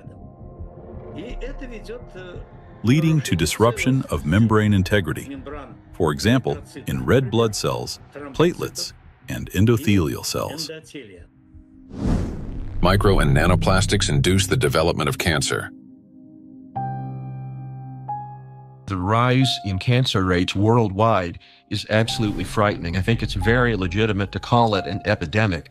The statistics are sobering. The World Health Organization estimated that in 2020, worldwide there was about 18.1 million new cases of cancer, whereas in 2022, just 2 years later, it's gone from 18.1 million up to nearly 20 million. And in fact, according to the World Health Organization, if this trend continues, by 2050, worldwide there's going to be 33 to 35 million new cases of cancer, truly an epidemic and truly a real major health issue affecting every single person everywhere in the world. So yes, that's a huge problem. For a long time, cancer was considered a disease of old age, the result of accumulated DNA mutations, weakened immunity, and years of exposure to carcinogens. But today, because of nanoplastic exposure, mutations can begin to build up in the body at much earlier stages of life. There's an increased rate of cancer worldwide in children and also in people much younger than I used to see. So what's going on now is that we're having a rise in people getting cancer, children, young adults, and it's probably not due to smoking or alcohol or anything. There seems to be something else, something in the environment that is causing this cancer at an alarming rate, and it's getting worse. So a very serious problem, yes. And again, one of the possibilities that could be accounting for this, we'll be talking more about it, is indeed nanoplastics. We observe in the last 30 years that in some countries we observe early onset cancerogenesis, so that tumors are diagnosed more early than previously. So that things like colorectal cancer are observed earlier than and diagnosed earlier than 30 years ago in average. A key role in tumor development may be played by mitochondrial dysfunction, caused by exposure to nanoplastics. This happens through the accumulation of mutations in mitochondrial DNA and the disruption of normal cell death mechanisms, which together reduce the body's ability to eliminate damaged cells and increase the likelihood of these cells transforming into tumor cells. So these tumor cells are very aggressive, and normally they don't take anything up which they cannot use. So, I mean, what could happen? I mean, this is hypothetically that they can produce some energy out of these plastics, or somehow some pathways are activated which are helping the cells to to move faster. That could be. So we need to investigate that. So it's a very important question, and we are basically on that to find out what happens mechanistically in those cells, that they can use plastics to facilitate their microbial potential. Nanoplastics increase levels of reactive oxygen species in organ cells and tissues, causing oxidative stress that accelerates the growth of cancer cells, helps them spread to other tissues, stimulates formation of new blood vessels, enhances inflammation, and weakens the immune system. Moreover, the high level of oxidative stress caused by electrostatically charged nanoplastics promotes the survival of tumor cells and reduces their sensitivity to therapy, making malignant cells more aggressive. Anything that damages the normal cell DNA that is responsible for the growth and division of cells, that damage can contribute to that cell becoming malignant, growing and dividing and spreading uncontrollably. That's what cancer is. And that is certainly a concern about the effect of nanoplastics. And then above and beyond that, because nanoplastics affect so much of the cell's function, the oxygenation, the ability of a cell to function, above and beyond that, I'm concerned as a doctor that treats cancer that nanoplastics may be reducing the effectiveness of our cancer treatments. I'm a physician that treats cancer with radiation therapy, so I am concerned about nanoparticles adversely affecting the use of radiation therapy to control cancer. And there's actually been some preclinical research on this that does suggest that the nanoparticles, and certainly contributed to by the typical negative charge that they have, in addition to adversely affecting cells, can actually reduce the effectiveness of radiation therapy. There's certainly a significant theoretical reason to believe that the nanoparticles may reduce the effectiveness of cancer treatments, not only my modality of radiation therapy, but certainly I have the same concern about it reducing the effectiveness of chemotherapy or other systemic treatments or immunotherapy. Research by the Medical University of Vienna has shown that micro and nanoplastic particles remain inside cells far longer than previously believed, as they are passed on to newly formed cells during division. In addition, there are also early indications that these plastic particles may play a role in tumor metastasis. So that's one of the problems, that the tumor grows very quickly and then also disseminates. And what we observed is that these particles are kept by the cells even after cell division, and then they are helping the cells to migrate quicker, so they can move quicker. And that's a property which we also observe in tumor cells when they are in the body, so that they can move to other places and even metastasize. And so we have to assume that also in the body, that these tumor cells can basically use those plastics to proliferate and move around in the body. When I came to this plastic topic, I thought myself, that this is, we introduce here material which is potentially toxic, potentially accumulating over the years, over the decades of the centuries, so maybe for a very long time, affecting our health, but also the evolution. I not only mean the cancer evolution of how cancers originate, but even the evolution of new species and the evolution of the whole ecosystems. Nanoplastics affect every system in the human body. They act as a trigger, setting off a cascade of processes that lead to serious illnesses, all because of their electrical charge. Today, we know that nanoplastics play a significant role in the development of conditions that have become the leading causes of death worldwide. It may seem that the humanity has already faced its greatest threats: antibiotic resistance, autoimmune and neurodegenerative diseases, and cancer. Yet, there is something even more frightening than disease itself. Imagine living an ordinary life, feeling healthy, full of energy, going to gym, delivering a presentation, meeting friends. But then, a moment later, one suddenly dies. The body stops functioning as if someone has switched the lights off. Is there a link between MNPs and sudden death syndrome? Sudden adult death syndrome remains one of the most troubling and unexplained medical mysteries. A person may show no signs of illness, yet their life ends abruptly, leaving doctors and loved ones without an answer to the question, why? According to the World Health Organization, sudden arrhythmic death claims about 5 million lives worldwide every year. In Europe and the US, it accounts for up to 20% of adult deaths from cardiovascular disease. Traditionally, the main causes have been hidden heart conditions, coronary artery disease, arrhythmia, cardiomyopathy. But in recent years, researchers' attention has increasingly been drawn to a new risk factor: exposure to micro and nanoplastics. In order to understand how nanoplastics can trigger processes that can lead to sudden death, let's recall what they can do. As we know, the most destructive property of nanoplastic is the electrostatic charge on its surface,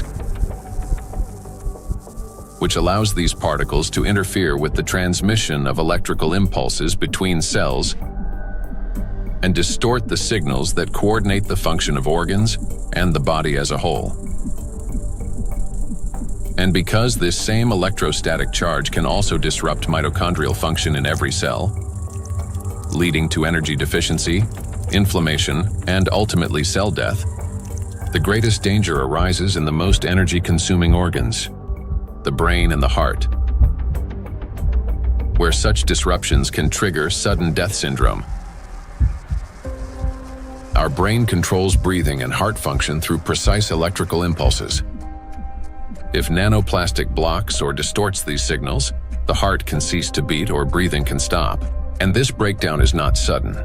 It results from a gradual accumulation of disruptions. That is, the signals from the brain's cardiovascular center become increasingly distorted and unstable, step by step, impairing the transmission of electrical impulses within the heart muscle.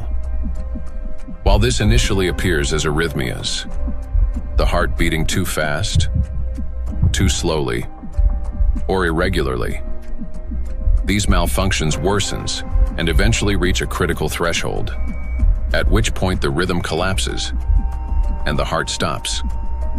To those nearby, it may seem instantaneous, but in reality, the failure has been long developing over time.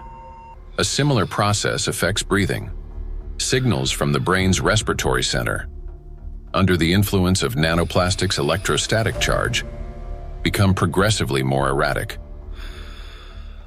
After the critical threshold is crossed and the brain's commands can no longer get through, breathing stops entirely. In other words, sudden death is the final outcome of a gradual dysregulation of the heart and breathing, a process that silently progresses until it crosses a point of no return. And while we go about our daily routines making plans for the future, nanoplastics continue to damage our bodies cell by cell, day after day. It is terrifying to realize how severely nanoplastics affect the human body. Even more disturbing is the fact that we cannot control our exposure to them. Nanoplastics enter our bodies constantly through the air we breathe, the water we drink, and the food we eat. This has already become our everyday reality. Today, we know that nanoplastics can disrupt the control centers in our brains for breathing and heartbeat, causing arrhythmias, bronchospasm, and pulmonary edema, which can result in sudden death. Yet, what's more alarming is how little we still know. Research on nanoplastics has only just begun, and we're only starting to grasp the true scale of this threat. But make no mistake, everything you have heard so far isn't science fiction. These are actual biological mechanisms triggered by electrostatically charged nanoplastics. They attack every system of our body, contributing to chronic illnesses and even causing a sudden death. But their impact reaches beyond the current generation. These nanoplastics are already affecting our children and even our ability to bring new life into the world. Micro and nanoplastics destroy reproductive health. Current scientific evidence strongly indicates that mitochondrial dysfunction may be a root cause of infertility in both men and women, as well as negatively affecting conception, pregnancy, and embryonic development. For men, fertility depends on producing a sufficient number of healthy sperm cells that not only survive, but also possess adequate motility and the necessary energy to reach and fertilize an egg. That energy comes from mitochondria, which provides the ATP required for sperm movement. When mitochondrial function, however, is damaged or becomes unstable, sperm motility decreases, and even shape and structure of sperm cells can be altered, directly reducing the ability to conceive. From 1973 to 2018, the global sperm count in men declined by more than 60%. We have maybe here two important points if it comes to fertility, because it's not, it's the additives definitely, and we know that for quite some time that additives have endocrine disrupting or may have endocrine disrupting properties, and that can influence the fertility, but also they can be part of the particles themselves, because the particles, you know, in many ways can have already added these endocrine disruptors, or they can also have them as the corona, so they can integrate them into the surface of the particles and then enter the body via the particles as a Trojan horse, basically. So you can have both ways. In studies conducted by Chinese scientists, microplastic was found in every semen sample. Its impact on sperm cells is both rapid and destructive. Within just 30 minutes of exposure, mitochondrial function is disrupted and DNA damage begins. This reduces sperm viability and makes conception nearly impossible. Animal studies have shown that micro and nanoplastics can accumulate in the testes, cause testosterone deficiency, and impair spermatogenesis. Micro and nanoplastics disrupt erectile function.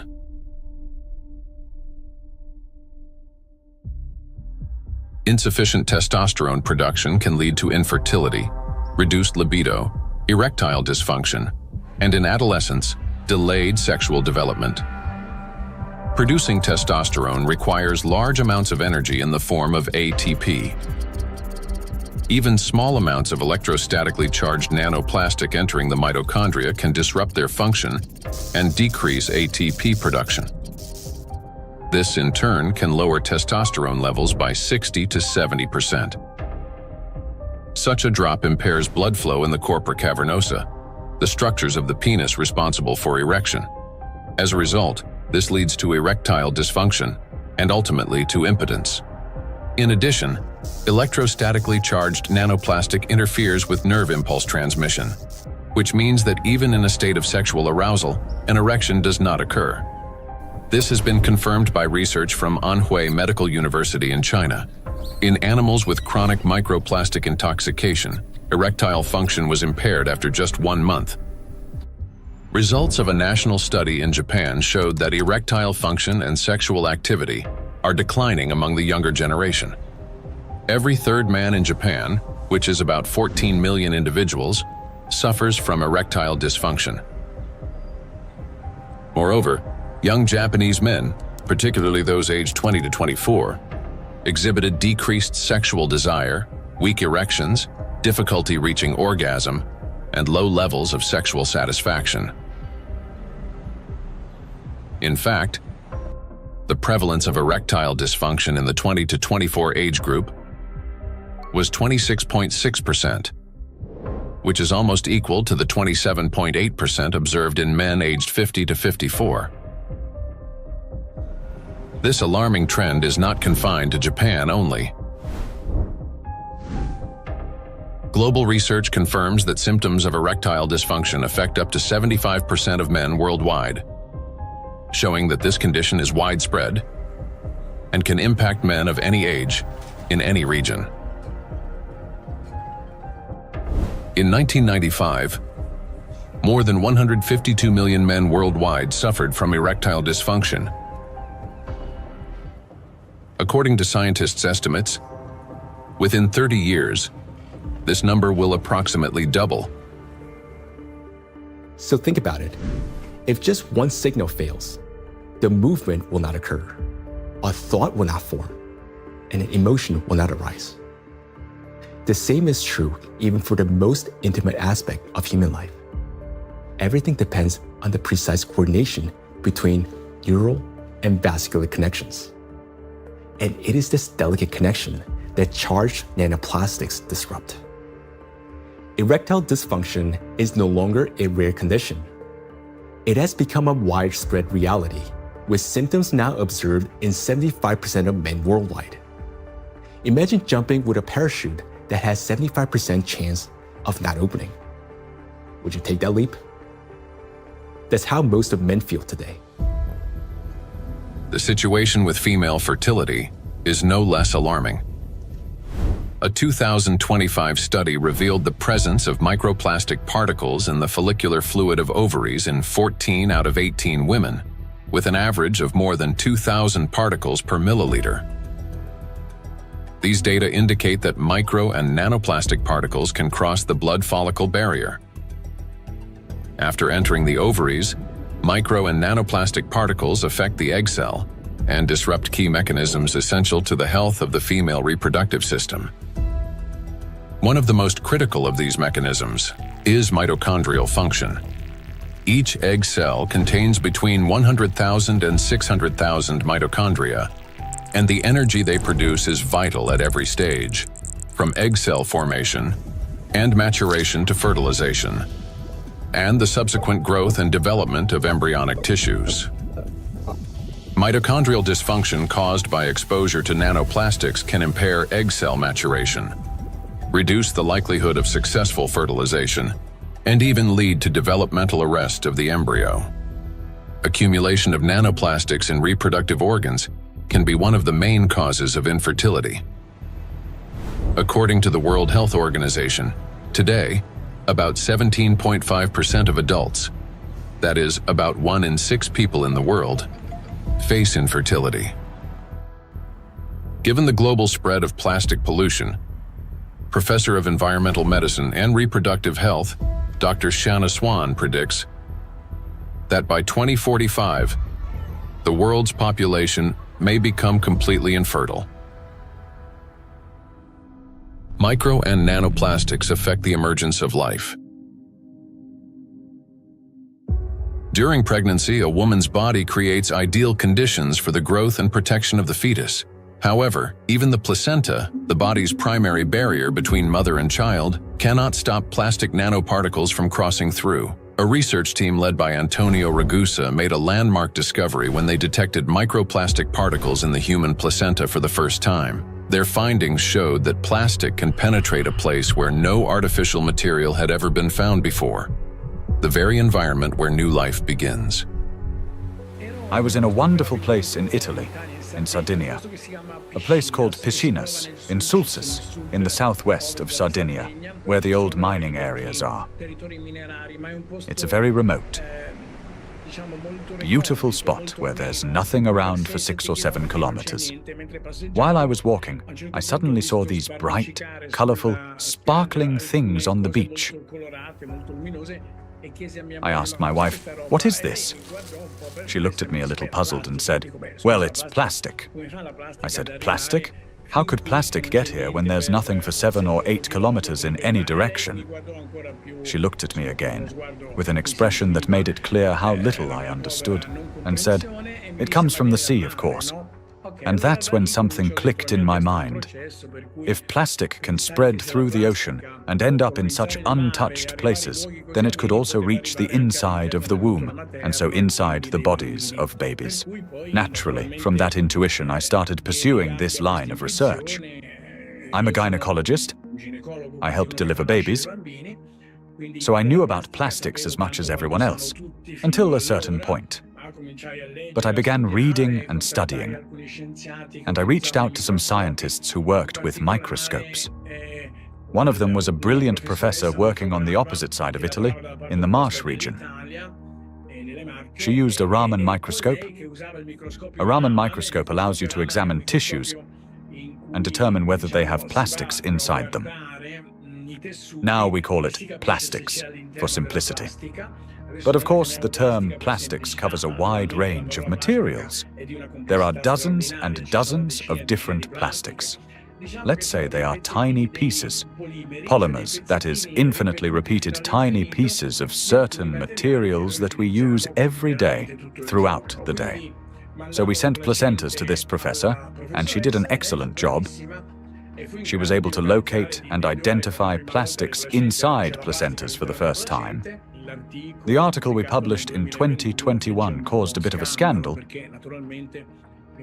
because the idea of plastics inside the placenta,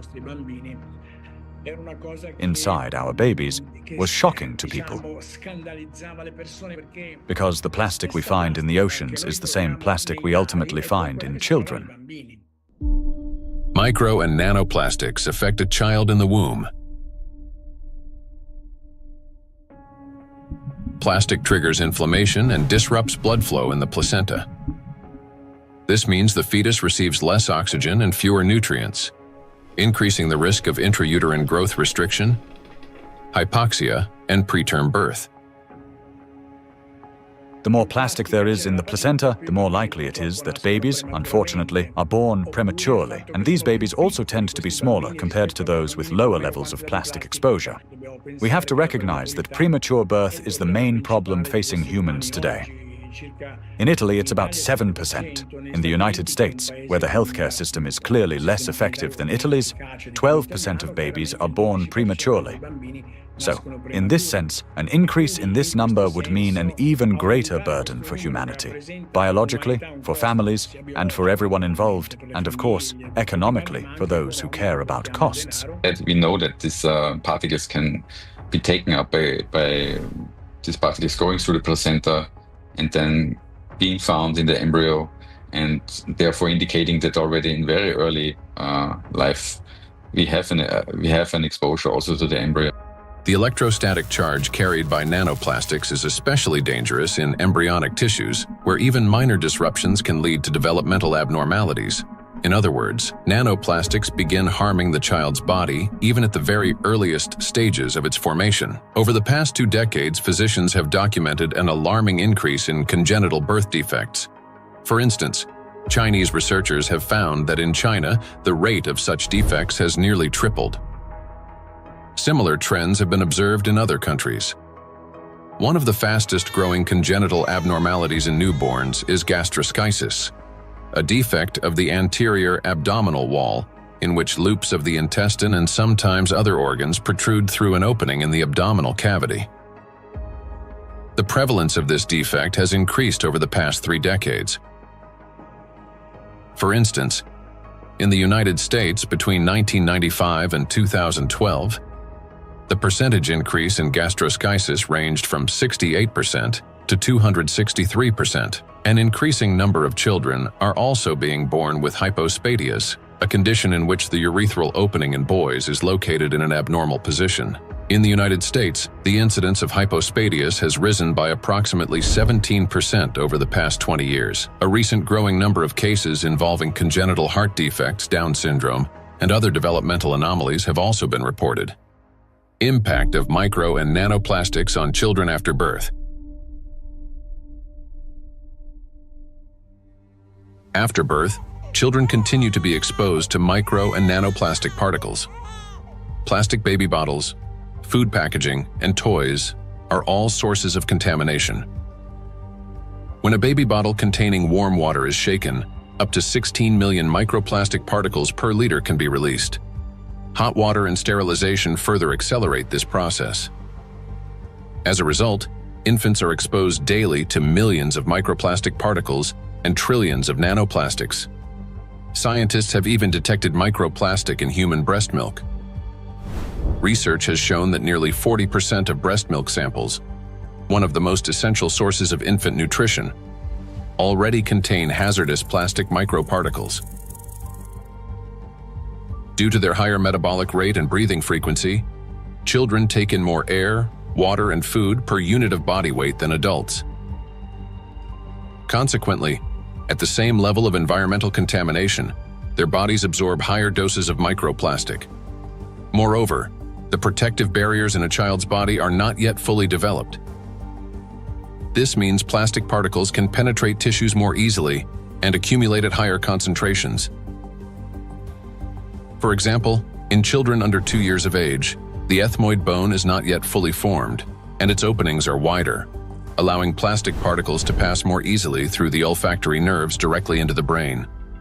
Plastic is an infiltrator, and it's mainly children who are affected by it. In our scientific article that drew a lot of attention and was widely cited, we called them cyborg babies, meaning babies who are made of organic material, but also inorganic material like plastic.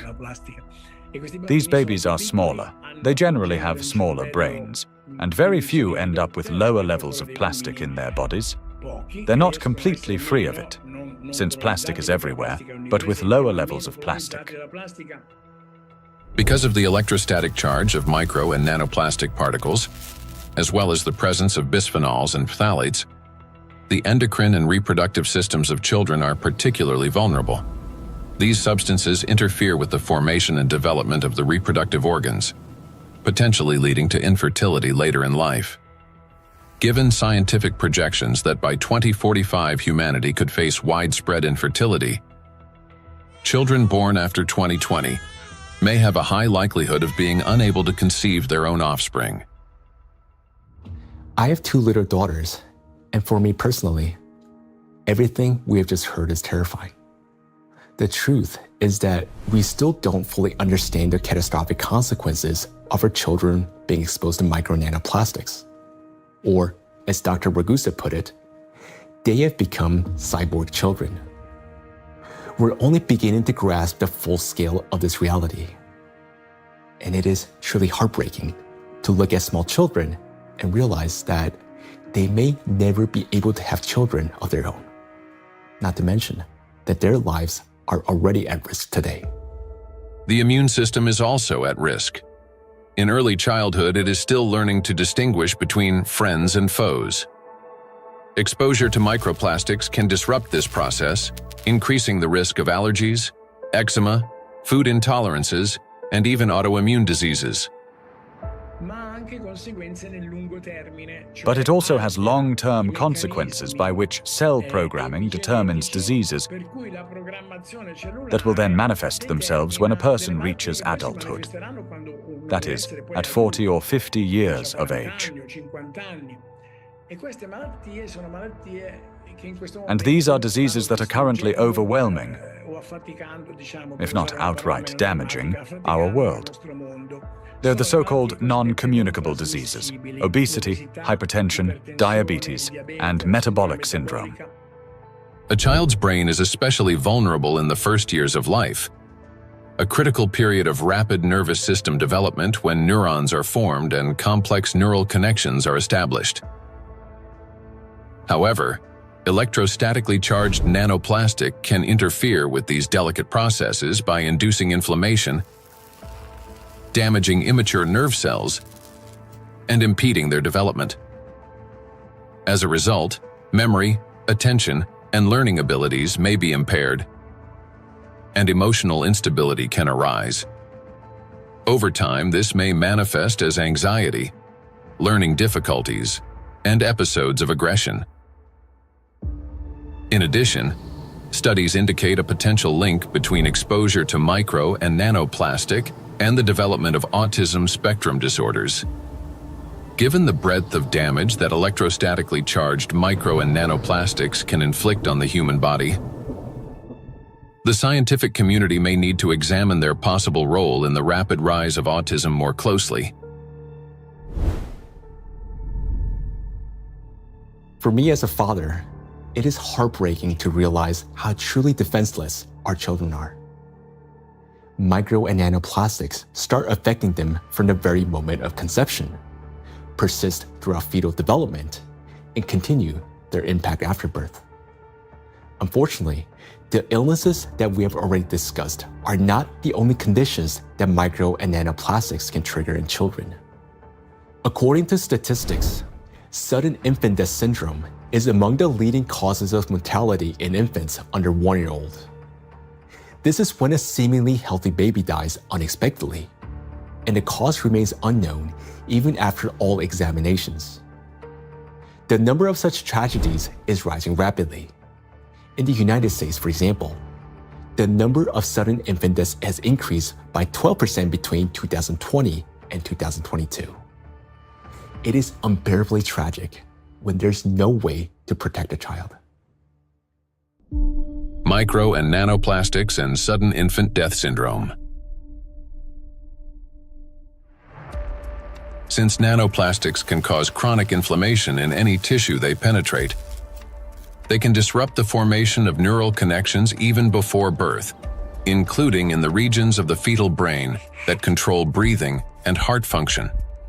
After birth, the damaging influence of electrostatically charged nanoplastics continues. An infant's nervous system is still developing and remains highly unstable. Therefore, even minor disturbances in signal transmission can lead to respiratory or cardiac arrest. These very functions are often impaired in infants who die from sudden infant death syndrome. Moreover, when micro and nanoplastics damage mitochondria, the affected cells begin producing less energy. To compensate for this deficit, they increase the number of copies of mitochondrial DNA and expand their population of mitochondria. Studies have shown that children who died from sudden infant death syndrome had a significantly higher number of mitochondrial DNA copies in their cerebral cortex compared with control groups, suggesting that this number may serve as a biomarker in cases of sudden infant death syndrome. Thus, exposure to micro and nanoplastics may be a key factor in the development of sudden infant death syndrome, as well as in a range of pathologies that contribute to premature infant mortality. We are unable to protect ourselves, and worst of all, our children from the effects of micro and nanoplastics. While modern diagnostic equipment capable of accurately identifying the true causes of disease and death is still not available everywhere, we can say with high degree of confidence that nanoplastics contribute to the development of many illnesses and may accelerate their progression. In those rare cases where detailed postmortem examinations were conducted, researchers have found significant amounts of micro nanoplastic particles precisely in the affected organs and tissues. For example, in brain tissues, atherosclerotic plaques, malignant tumors, and other pathological formations. But despite millions of deaths every year, such investigations into the presence of these plastic particles are carried out only in isolated cases. There are two main reasons for this. First, many laboratories simply lack the equipment required to reliably detect micro and nanoplastics. Second, doctors and researchers, they rarely consider the possibility that these particles could potentially influence the development or outcome of the disease. Consequently, medical reports continue to list familiar diagnoses, although behind them may lie an overlooked factor: the impact of micro and nanoplastics on the human body. I understand that hearing this part of our investigation may have been very difficult. It was for me as well, believe me. But the impact of micro nanoplastics on all of us is not something we can continue to ignore. This is a crisis already underway, one that remained unnoticed for so long because the threat has been working silently within. Every day, and I'm not talking about every year or every month, but every single day, the amount of micro and nanoplastics around us continues to increase. Large plastic waste constantly breaks down into smaller particles, and these particles eventually enter our bodies through the food we eat, the water we drink, and the air we breathe. This means that with every meal, every sip of water, and every breath, huge quantities of nanoplastics enter our bodies and begin their destructive work. Their harmful effects on our cells grow in direct proportion to their concentration. And this is a scientific fact. What's even more alarming is that today, there is already so much micro nanoplastics accumulated in the ocean that it will be enough to destroy the entire biosphere, including humans, at least 3 times over. When we hear about threats of such magnitude, our instinct is to run away from them. And I understand that. It may feel like the only logical response is to eliminate plastic from our lives completely, or better yet, to take our family and move to some pristine corner of our planet. But would that really solve the problem? In fact, where could we possibly go to escape micro and nanoplastics? Finding solutions.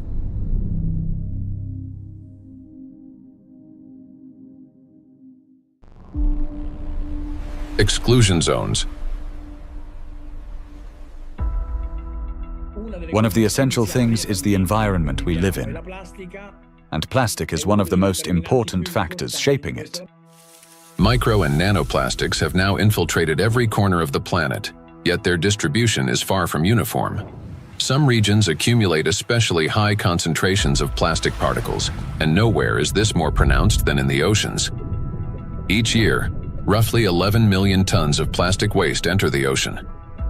The equivalent of an Eiffel Tower made entirely of plastic plunging into the sea every 8 hours, or about 1,100 such towers annually. Initially, these towers consist of bottles, bags, fishing nets, and other plastic garbage.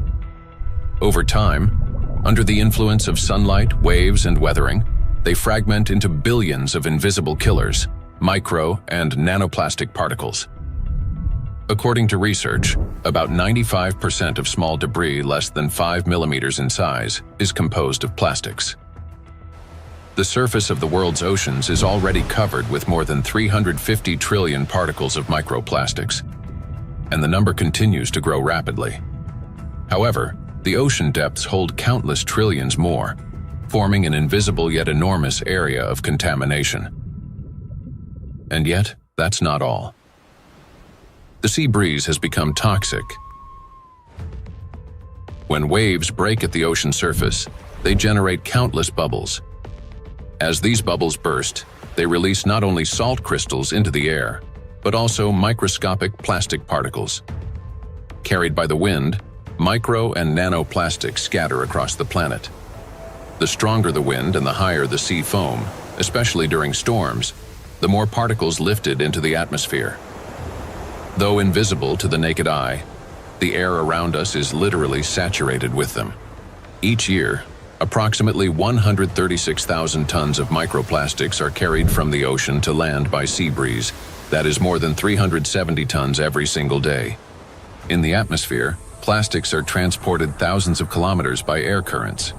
They settle in dew and fall to the ground with snow and rain. The coasts and coastal regions are the first to bear the impact. When people go to this seashore, okay, for holiday, for swimming, to receive some sunlight, they always send me pictures of microplastics because all the seaside are full of microplastics. A study conducted in a coastal city in eastern China found that a person can inhale up to 1 million microplastic particles per year simply by spending time outdoors. The greatest danger comes from particles smaller than 100 micrometers, which can easily enter the respiratory tract. Because most of the coastal countries in the Mediterranean Sea don't have proper waste management system, so they release huge amount of plastic waste into the Mediterranean Sea. This is the first reason. The second reason, we have 2 rivers in here in this part of the Mediterranean Sea, Seyhan and Ceyhan. These 2 rivers, in 2 of the 5 most polluted rivers in the Mediterranean Sea.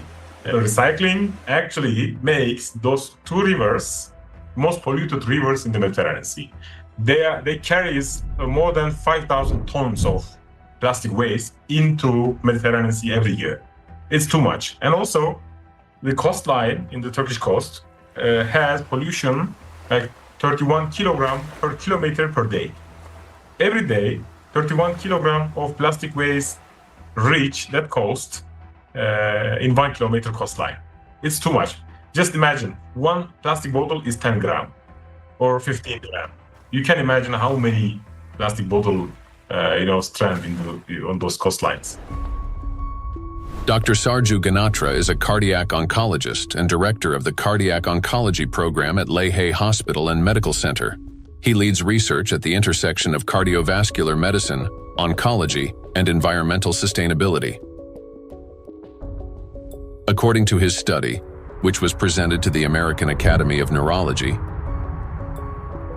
living in coastal areas is associated with an increased risk of brain and mobility disability. The reason for this is the high concentration of microplastics in the water, air, and soil of these regions. It's alarming, truly, that what we are seeing, that people living close to the coastal water with high amount of microplastic concentration in the seawater, they have higher prevalence, higher rates of various cardiovascular disease, stroke, diabetes, and other metabolic conditions, as well as cognitive mobility and self-caring disabilities and abilities to live independently essentially are less in that population. Researchers analyzed health data from residents of 218 coastal counties across the United States, comparing CDC reports with levels of environmental microplastic pollution. The findings are striking. Memory and cognitive impairments occurred 9% more often among residents of areas with high concentrations of micro and nanoplastics, compared to those in areas with low concentrations. Motor disorders were 6% more frequent. Difficulties with self-care, such as dressing or maintaining hygiene, were 16% more common. Inability to live independently, including managing finances or shopping, was 8% more frequent. In coastal regions, where the concentration of micro and nanoplastics far exceeds that found in inland, people are already paying the price, not only with their health, but with their lives. In a study led by Dr. Sarju Ganatra, scientists compared regions with high and low levels of microplastic pollution. But this raises an important question. That is, what does low level mean today? To answer this, let's look at the numbers. Dr. Ganatra defined a low level of contamination as one tiny plastic particle per 200 bathtubs filled with seawater. At first glance, that might sound negligible.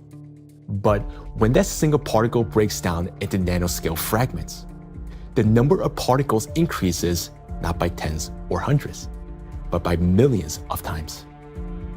Let's consider a simple calculation.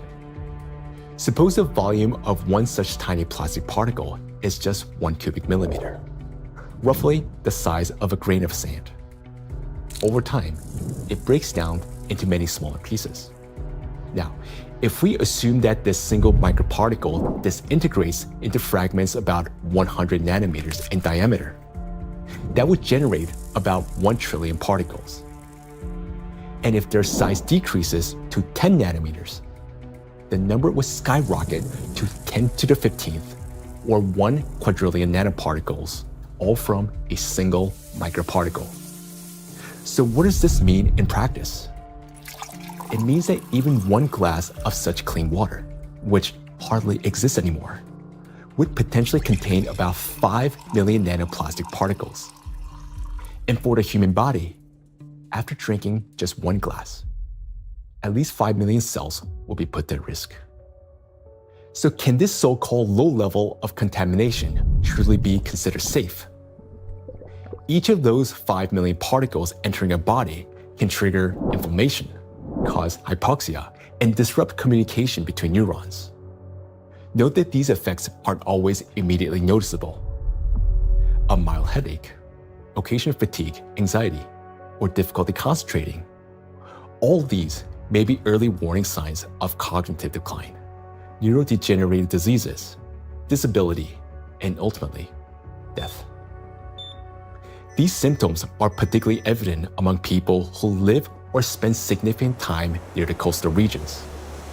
And the decline in their health is an early warning sign, a reflection of a much larger crisis unfolding across the world.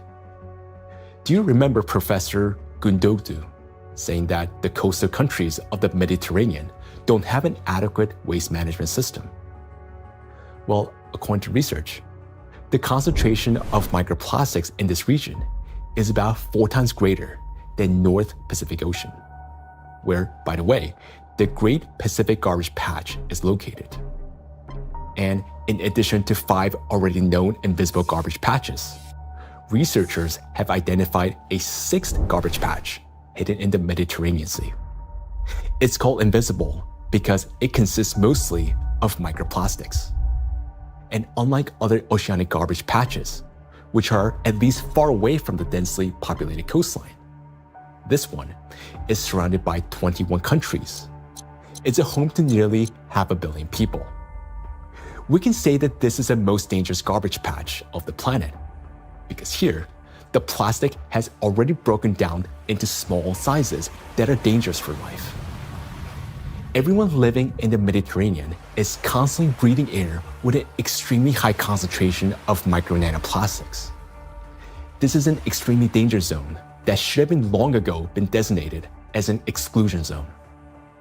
Now, recall the battery example and imagine how many charged particles are present and how much energy is concentrated there. That's why the Mediterranean Sea is warming faster than the rest of the world's oceans. This is very serious because Mediterranean plays a key role in shaping the climate of Europe and the Mediterranean countries. It affects the weather patterns, rainfall distribution, and even the ecosystems of the entire region. It is precisely this extreme warming here, driven by micro and nanoplastics, that is intensifying the climate anomalies, extreme weather events, and even natural disasters throughout the Mediterranean. Meanwhile, the amount of micro and nanoplastics continue to rise with every passing minute. And what worries me personally is that people do not know this and continue traveling to these regions, often with their children, thinking that they're going there to rest and recharge, when in reality, they're entering a zone of extreme danger. So the things that once symbolized health, freedom, and luxury, a yacht on an open water, a villa by the sea, or even a private island in the ocean, they're now slowly turning into exclusion zones. For now, this problem is mainly recognized by scientists, but it will soon become impossible for the public to ignore. And when that moment comes, mass migration from coastal regions will be inevitable. Thus, if we fail to find a solution, the economic losses will be enormous, as the tourism industry will collapse and luxury resorts on the coast will be deserted. Yet, the threat doesn't end there, because the tiny plastics are constantly spreading by the atmospheric circulation and contaminating everything in its path. Borders just for human, not for particles. So all these small microplastics can travel long distances. We have done experiments on the samples in Siberia, on samples in the north and south and polar regions, and we found in many of those we found nanoplastics. So most of the areas that are considered pristine are at least episodically polluted by nanoplastics via air. We measure around 20 nanograms per cubic meter of air on average. And this is pristine and clean air, and you think it is nothing here, but it's actually almost always something. Today, forests are also at risk of becoming exclusion zones, as they've already turned into massive reservoirs of micro and nanoplastics. I understand that our instinct, especially as parents, is to search for cleaner and safer places like coastlines and forests where the air feels fresher. But the paradox is that these very places have already become some of the most dangerous environments for human life. Let me give you an example. In a large city, an adult might inhale up to 106,000 microplastic particles during a 2-hour walk. Yet, in areas near the bodies of water, that number far exceeds that, and those 2 hours may be enough to trigger a cascade of diseases, whereas for some individual, a fatal outcome. It is important to understand that when a single micro or nanoplastic particles enters a cell, it destroys more than just that one cell. After the cell dies, the plastic particle is not eliminated from the body. It continues to move throughout the body, damaging other cells and triggering a chain reaction of destruction. This process is endless because plastics, as we know, can recharge and retain electric charge. The more microplastics enter a body, the faster this destruction spreads cell after cell, organ after organ. And time becomes critical here because our body has limited resources to fight this damage, while nanoplastics, they're not expelled. Instead, they continue to accumulate in ever-increasing quantities, destroying us from within. Nanoplastics are perfect killers not only of humans, but of the entire biosphere, and it's impossible to hide from them anywhere. They're literally pushing us out of the world we once knew. Micro nanoplastics are already affecting our planet as well as the climate. And moreover, they're intensifying already devastating natural disasters and contributing to the worsening geodynamic crisis. Climate and plastic in a single cycle of destruction. The world ocean is the largest system of our planet. It regulates climate and serves as the main source of oxygen. The ocean and the atmosphere form a single, interconnected climate system. Water has a remarkable ability to absorb and store immense amounts of heat, increasing its temperature only gradually. The accumulated heat is then evenly redistributed across the planet and transferred to the atmosphere. This property of the ocean, to efficiently dissipate heat from the Earth's interior, protects the planet from extreme temperature swings and helps stabilize the climate. But massive contamination of the oceans with micro and nanoplastics is disrupting this finely tuned mechanism. Electrostatically charged plastic particles bind water molecules, forming hydrate shells around themselves. This alters the physical and chemical properties of ocean waters. This has already reduced its thermal conductivity and created pockets of overheated zones where heat can no longer dissipate. Consequently, overall ocean warming is accelerating. This topic is explored in greater detail in the documentary Anthropogenic Factor in the Ocean's Demise. Excessive ocean heating, in turn, increases evaporation and disrupts atmospheric circulation. As a result, both the temperature and humidity of the atmosphere rise. Electrostatically charged nanoplastic particles act as condensation nuclei,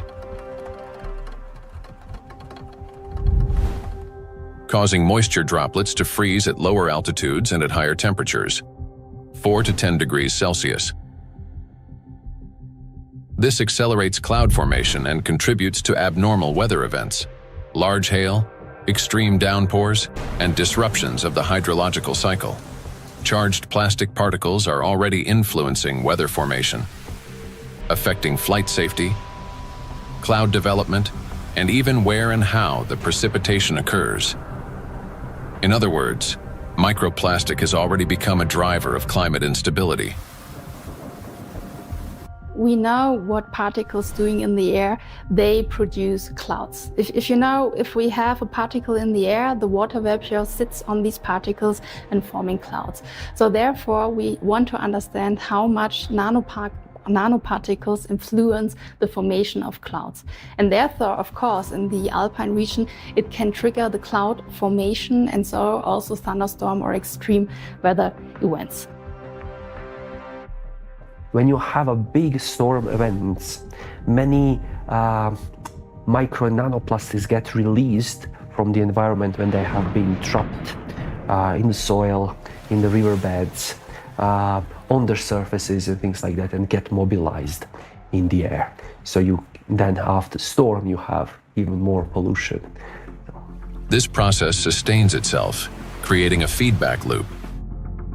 Ocean warming increases water evaporation.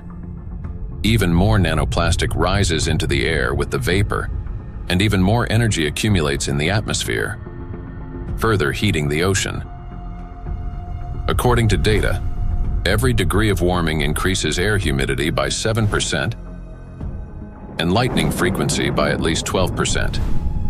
Thus, more heat, more moisture, more plastic in the air, more lightning, and the cycle continues endlessly. Observed trends indicate that this energy buildup is accelerating exponentially. And with each passing year, climate anomalies are becoming more distinct and more destructive.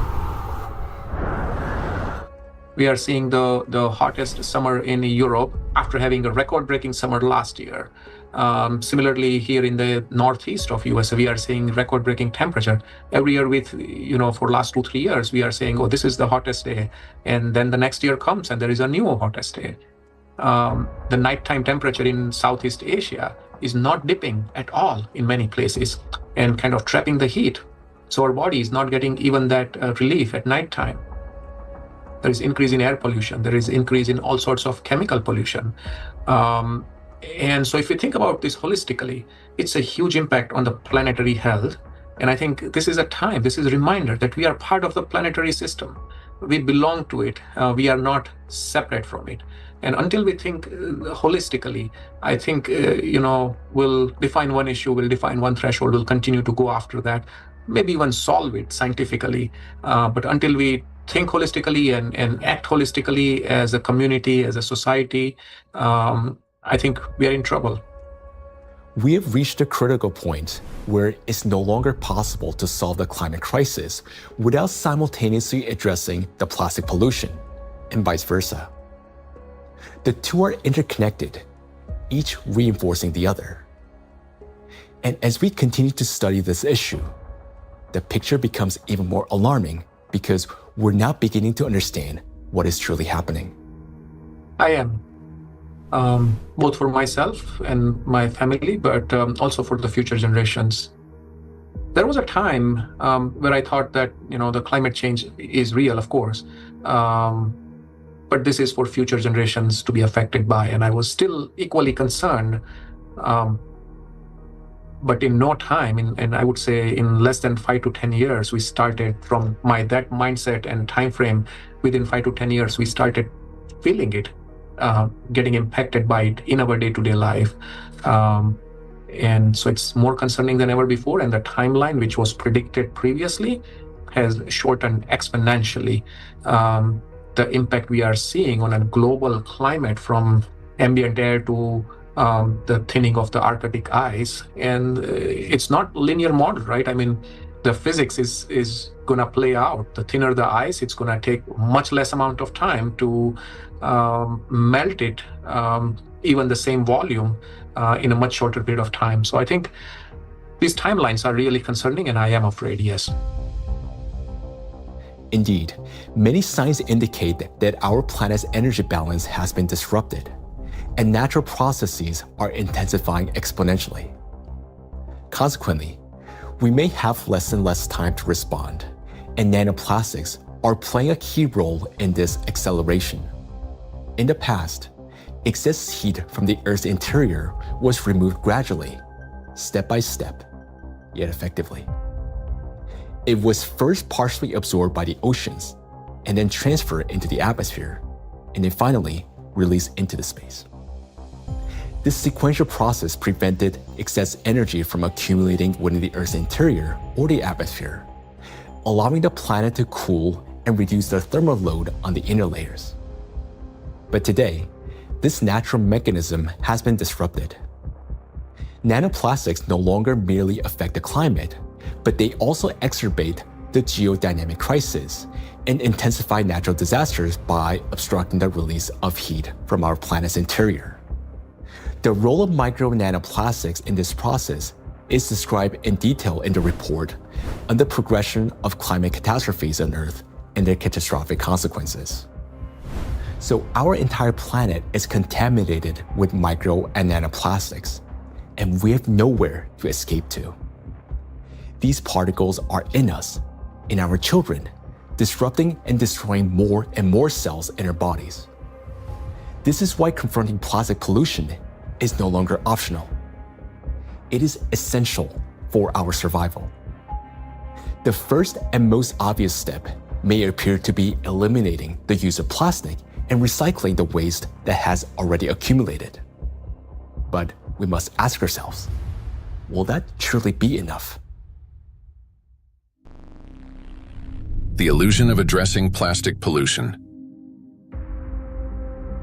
Even if we were to stop plastic production today, even if the last plastic bottle we discard today, it's going to last there in our oceans for at least 400 plus years. And then the journey of micro nanoplastic begins.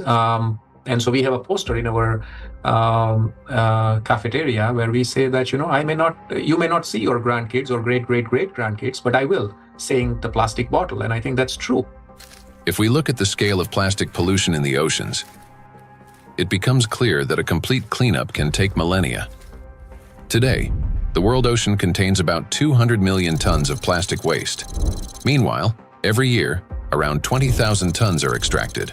That's less than 1/100th of 1%, a negligible fraction compared to the existing volume. At this rate, fully cleaning the ocean would take about 10,000 years. And that's only if we stopped all plastic entering the ocean starting today. Plastics are entering the environment currently at a rate that far exceeds our capacity to remove it from the environment or to mediate the wastes. Let's assume humanity achieves a technological breakthrough, invests enormous resources, and increases cleanup efficiency 5-fold. Even then, the process would still take around 2,000 years. In reality, we cannot cope even with the current annual influx of pollution, let alone eliminate the consequences of what has been accumulating for decades. Not only are we unable to remove all the plastic that has built up in the biosphere, but attempting to do so could also endanger living organisms. There are some organization initiatives, they are trying to collect the waste, accumulate that garbage patches, that locations. They're also collecting non-stone, the organisms living just the 15 centimeter of the first layer of top ocean. So those organisms, using that, those artificial material as a, hunting ground, nesting ground, feeding ground, or, they are laying egg on those plastics. So when you remove all these plastics, you also remove all those organisms. So because removal itself also another problem. So once plastics get in the environment, there is no proper and harmless way of removing these plastics from those environments. Moreover, a significant portion of plastics has already broken down into micro and nanoparticles that now lie on the seabed, drift through the water column, have entered the bodies of marine organisms, and become part of the global cycle of matter. These particles cannot be captured with nets or collected manually. This means that simple mechanical removal of plastics from the environment, even under the most optimistic scenario, will not solve the problem. We are no longer dealing with debris that can simply be picked up, but with nanoparticles carrying an electrostatic charge. This nanomaterial has already become embedded in every living thing on the planet. And even if we succeeded in removing every plastic bottle and every wrapper from the ocean, one question would still remain. What happens next? We still do not have a safe method for disposing of the mountains of plastic waste we would collect. There's mismanaged waste on land all around the planet in informal dump sites. Some waste has been incinerated, some of it commercially in incinerators that may or may not have appropriate screens and filters to collect associated chemicals that might be released. But of course, a lot is burnt in open burning scenarios in countries that are not wealthy enough to own the appropriate waste management facilities to deal with the plastic waste that is exported to them by other nations. And then some of it, of course, will have gone into so-called recognized waste management systems, but which might include burying it beneath the ground in landfill, where, of course, it could return to present problems in the future, or indeed incinerating it in commercial incinerators. But depending on the quality of incinerator, of course, there's concerns about the emissions from those incinerators. Burning plastics, whether in backyard fires or industrial incinerators, does not solve the problem. It merely transforms them into a more dangerous form. When heated or burned, large plastic items break down into micro and nanoplastics that disperse into the air, settle onto surfaces, and enter water and soil with precipitation. The apparent disappearance of plastic in flames is an illusion. Burning simply accelerates the fragmentation of plastic into the tiniest particles many times over, into the very micro and nanoplastics that pose the greatest danger to human health. And it is precisely these electrostatically charged particles that can penetrate deep into the body, including the brain and other cells, where they trigger a wide range of diseases. When you put plastic in a recycling facility, at first they will shred big plastic to generate flakes and small pieces of plastics, and then during that shredding, they also use for washing. They have to wash to remove some unwanted material on plastics. During that washing, material lose many. The huge percentage of the total mass. So those lost material will go to the wastewater stream. Recycling activities, practices, feeding microplastic pollution in the waterways. A simple and regular recycling facility can generate billions microplastics and then release into the either wastewater stream or waterway. And unfortunately, what I see with some of the things that are claimed to be a solution is that they're not necessarily properly tried or tested before they're put into the market, and there may then be potential for unintended consequences. Pyrolysis. At first glance, it looks like a technological miracle. We take plastic waste, heat it to 800 degrees Celsius without oxygen, and obtain fuel. Instead of piles of garbage, we get gas, liquid, and a small carbon residue. Sounds promising, doesn't it? But this technology has a flip side, an invisible and far more dangerous one. During high-temperature decomposition, plastic does not simply disappear. Pyrolysis is accompanied by emissions of dioxins and furans, some of the most toxic substances on the planet. They are carcinogenic, disrupt the endocrine system, and can accumulate in human tissues. They are hazardous even at low concentrations. Even if you manage to obtain 600 liters of liquid fuel from 1 ton of plastics, the price of such fuel is a threat to human health and life. By relying on such disposal methods, we're only accelerating the transformation of plastics into an invisible, yet far more dangerous form. Let me remind you that the amount of micro and nanoplastics present in the ocean alone is already more than enough to destroy our entire biospheres, including the humankind 3 times over. Meanwhile, microplastics continue to disintegrate, generating vast amounts of nanoplastics. Recall Dr. Kenner's example. A single microplastic particle can fragment into billions of nanoparticles. And with countless microplastics already present everywhere, constantly breaking down into even smaller fragments, this process is driving the destruction of humanity and of everything around us. Today, many people have started turning this crisis into a business, inventing all sorts of methods that supposedly remove microplastic from the body. And people are willing to pay large sums for these treatments. But the real question is, do they actually work? False hope. Today, in healthcare and even in some scientific circles, there's growing discussion about alleged methods to cleanse the human body of microplastics. A variety of approaches are being promoted, including plasmapheresis, hemosorption, mechanical filtration devices, dietary adsorbents, and so-called natural supplements claiming to detoxify the body. At first glance, it all sounds reasonable. If there's something toxic in the body, it should be removed. But the truth is that these methods don't actually solve the problem. I don't think any scientifically proven techniques exist to filter out the micro nanoplastic from the blood. It gets deposited in the organs themselves, which is not really something you can filter out by sending the blood to some filtration machine. Nanoplastics have already penetrated inside human cells.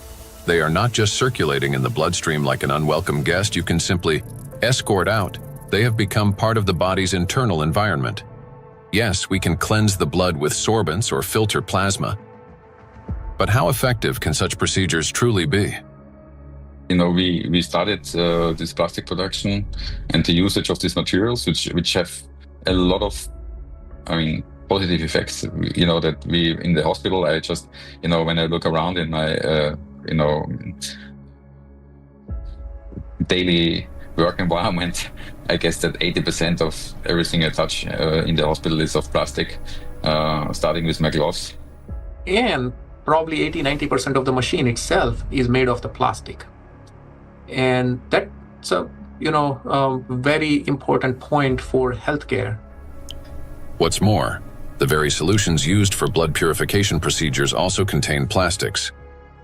When you get sick, you are going to a hospital, you probably will go to the hospital for treatment, and then they will give you some solutions, some infusions, like they will put something inside your vein, and then they transfer some liquid from plastic package to your blood system. So those intravenous solutions has at least 62 microplastic particles per liter. So this is direct transfer, exposure, microplastic to human system, blood system. So we end up with a paradox. We are using plastics to try to eliminate the consequences of plastics. Such procedures may indeed reduce the overall toxic load, but they don't address the core issue. They don't extract plastic from cells, don't neutralize its electrostatic charge, don't restore disrupted signaling pathways, and don't protect the brain, immune system, or mitochondria. An individual has every right to try such methods. It is their personal choice, but it's important not to harbor illusions. Those procedures will not restore lost health. Moreover, plastic isn't just a material used for packaging and household goods. It is the backbone of modern industry, healthcare, transportation, electronics, construction, and even space technology. It's the second most common material on Earth after concrete, so it's extremely widespread. I think going forward, it's going to be really important that we retain the important uses of plastic, because plastics are not here the enemy. It's not a treaty about not producing plastics. It's a treaty about ending plastic pollution, not ending the production of plastics. And plastics have the potential to bring clear societal benefit. That is why the main goal today isn't to stop plastic production, but to find ways to reduce the impact of micro and nanoplastics on human health and the environment.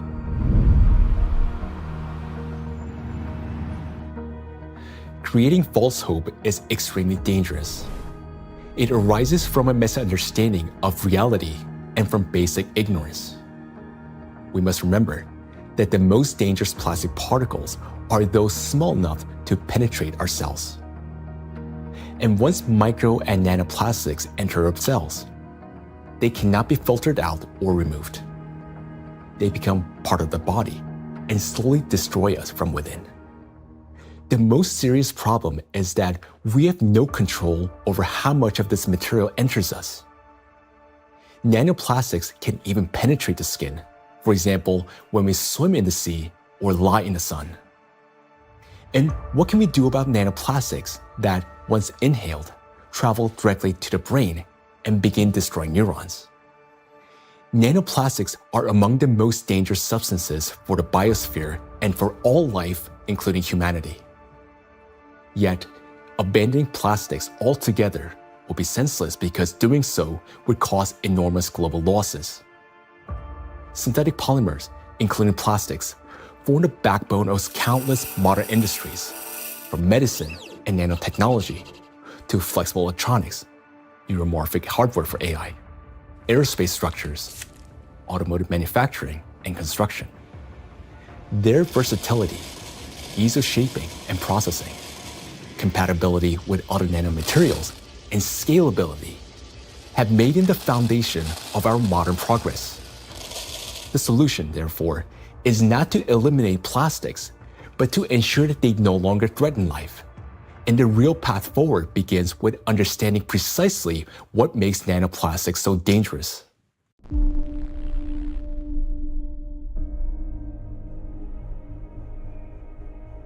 Now, we already know that electrostatic charge is the basis for their destructive power.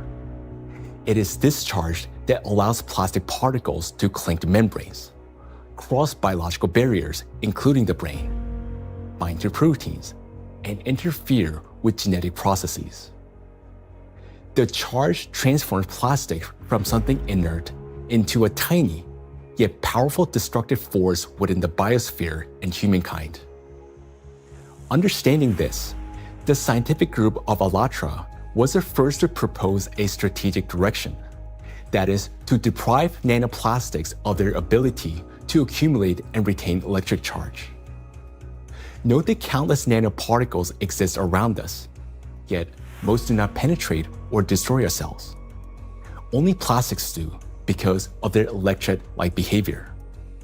Thus, if we can eliminate this property, then we can turn micro nanoplastics into inert and harmless particles that no longer pose danger to us or to the biosphere. Now, how did the scientific group of ALLATRA come to understand this and become the first to propose a solution? The answer goes back many years and to the work of Dr. Igor Danilov, a vertebrologist and researcher who spent many years studying spinal diseases. Over 20 years ago, he was actively engaged in scientific research focused on investigating degenerative processes in intervertebral discs. His work included a comprehensive experimental and clinical study to understand morphological and biochemical changes occurring in the nucleus pulposus, intercellular substance, and cartilaginous tissue of intervertebral discs. While studying cellular processes, Dr. Danilov focused on immune regulation and pathological reactions that could trigger cell degeneration. He noted that mitochondrial dysfunction was one of the main drivers of these changes, and this insight became the starting point for investigating what might be disrupting cellular function. Dr. Danilov frequently visited specialized laboratories, and in the course of detailed analyses, he found foreign particles inside the cells, which he later identified as plastic. This discovery became a key moment in his research, as he began to analyze possible mechanisms by which plastics affect cells. Through his investigations, Igor Danilov determined that the negative impact of tiny plastic particles on cells stems precisely due to the damage they cause to mitochondria. This conclusion was based on observations that cells containing these tiny plastic particles showed clear signs of mitochondrial dysfunction, which in turn exacerbated degenerative processes. Here, Igor Danilov suggested that the ability of plastic particles to penetrate cells may be due to their electret-like behavior. That is, the ability to accumulate and retain electrostatic charge, which allows them to form a biological shell around themselves. This property enables the plastic particles to enter cells easily, avoid detection by the immune system, cross protected biological barriers, including the blood-brain barrier, disrupt normal cell function, and provoke degeneration and cell death. On this basis, Igor Danilov proposed that to neutralize these tiny plastic particles, we must deprive them of their ability to accumulate and retain charge. He shared his findings and projections about the harmful effects of tiny plastic particles with his colleagues from various medical fields, including surgeons, oncologists, cytologists, pathologists, and geneticists, as well as with biologists and chemists.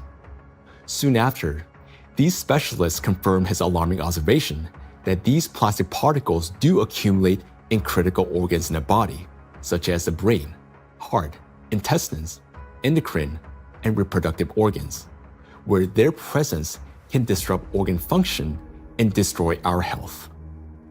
Igor Danilov's predictions were deeply concerning, especially in light of global trends, the rising production of plastics and the growing accumulation of plastic waste in oceans and ecosystems. Thus, more than 20 years ago, the scientific group of ALLATRA realized that micro and nanoplastics pose a serious threat not only to humans, but the entire biosphere. And each year, the number of these particles continues to grow, worsening the situation amid accelerating climate and geodynamic changes on the planet. The implications are far-reaching. If we can eliminate the charge from micro nanoplastics, we will not only eliminate their destructive impact on human health, but also remove the excess energy accumulating in the biosphere, the energy that currently fuels the geodynamic crisis and intensifies natural disasters. Thus, plastic would no longer act as a destabilizing factor, and many planetary threats could be mitigated at once if we can find a way to deprive nanoplastic of their ability to accumulate and retain charge. The question is, how can we achieve this? Well, let's be honest. This task is extremely difficult. It will not be enough to simply figure out how to neutralize the electrolyte behavior of these tiny plastics in a test tube. We must learn how to achieve this for every micro and nanoplastic particles already present in the biosphere, including those inside the human body, and do so without harming people or nature. Given the unprecedented scale of this challenge, solving it will require collaboration among experts across many disciplines: biophysics, nanotechnology, molecular toxicology, material science, and medicine. Plastic pollution is not a narrow environmental issue. It's a systemic global challenge that affects health, safety, natural resources, the stability of our civilization, and life itself. 20 years ago, the scientific group of ALLATRA already recognized the danger of micro and nanoplastics and identified the underlying principle of how they could be neutralized. But to this day, we haven't found a way to achieve it. That is why ALLATRA calls for unification of the world's scientific potential, a message that is unfortunately often misunderstood. Uniting scientists doesn't mean locking them all in one giant laboratory until they find a solution. Rather, it means fostering open international collaboration where experts from different fields freely share knowledge and work together toward a common goal. It's about aligning research methods, promoting open data exchange, developing compatible monitoring tools, and making coordinated policy decisions. The scientific community has already proven that such collaboration is possible when humanity unites around a common goal. Consider the Human Genome Project. Hundreds of institutions across dozens of countries, operating under unified data standards, achieved a breakthrough that transformed the course of science and medicine. In the same way, addressing the plastic crisis will require global cooperation, a collective effort to protect both ourselves and our planet. The ALLATRA International Public Movement actively supports the initiative of Pope Francis, Laudato Si', which seeks to raise the awareness of the importance of protecting our common home, the planet Earth. It is very important to emphasize that Laudato Si' is far more than just a call to care for nature. It is a practical and scientifically grounded guide, a roadmap for transforming our world and creating a better world for future generations. The encyclical provides a clear direction toward a sustainable future, uniting ecology, climate justice, and humanity's shared responsibility for protecting our common home. The ALLATRA movement, fully embracing these principles, views Laudato Si' as a powerful catalyst for global cooperation in addressing environmental and social challenges, and preserving the delicate balance of our planet. Cardinal Peter Turkson, the Chancellor of the Pontifical Academy of Sciences, is widely recognized for his dedicated work in ecology and social justice. Thanks to his educational efforts and tireless advocacy, the encyclical is widely disseminated worldwide as a practical guide for safeguarding our planet. It is a great honor for us to introduce Cardinal Peter Turkson, who will speak about the efforts being made to promote the encyclical Laudato Si and to put its principles into practice. So, question is, how can we get Laudato Si to be widely read? Of course, it's a book that is there. I have presented it at the United Nations. I presented it at UNESCO in Paris. I presented it at Davos World Economic Forum. So I've talked about Laudato Si in several environments. I've also had a chance to present it even in university groups. Ohio State was the first group that wanted to hear about Laudato Si. And since then, I've been in Dayton, I've been in San Diego. And therefore, to get Laudato Si well known, we decided to create what we call Laudato Si Action Platform, which identified, in fact, 7 actors of Laudato Si. So churches means churches, mosques, synagogue, all places of worship, places of studies, basic university type of studies, educational centers, offices and factories. So we identified these 7 groups and say, okay, follow a team for 7 years and see what you get. Okay, all of that was to popularize the content of the encyclical Laudato Si and to encourage and enable people to put it into action or practice. So it's not just something written, but something that is actionable. And 10 years now, okay, this is 2025. Laudato Si was published in 2015. It's difficult to identify or talk about places we still have not heard of it. Personally, and from the point of view of our force, we've had occasion to kind of talk about this to different audiences and constituencies, but I still would not say that because of that it's known worldwide and by everybody and for everybody. We've tried our best and we'll continue to talk about it. And Pope Francis, to give this a big push, decided to create what they call Borgo Laudato Si. Over here in Rome, another initiative to get it known has been the development of what they call Laudato Si Diploma. There are various initiatives trying to do this.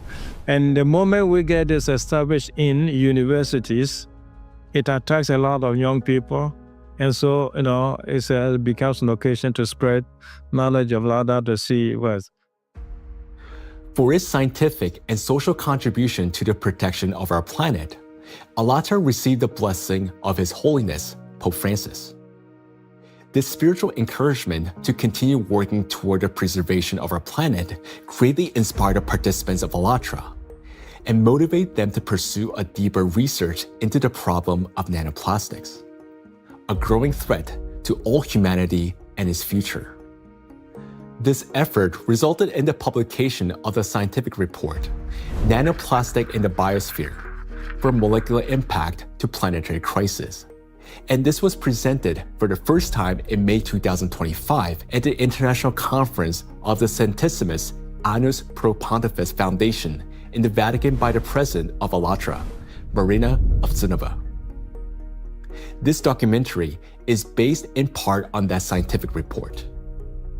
Such fundamental study into the threat of nanoplastics became possible through the international cooperation between the scientific group of ALLATRA and the Bolivian Catholic University, San Pablo.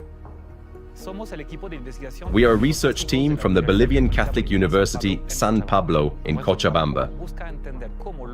Our work seeks to understand how micro and nanoplastics circulate through our environmental matrices, how they interact with other pollutants, and what implications this has for human health and the biosphere.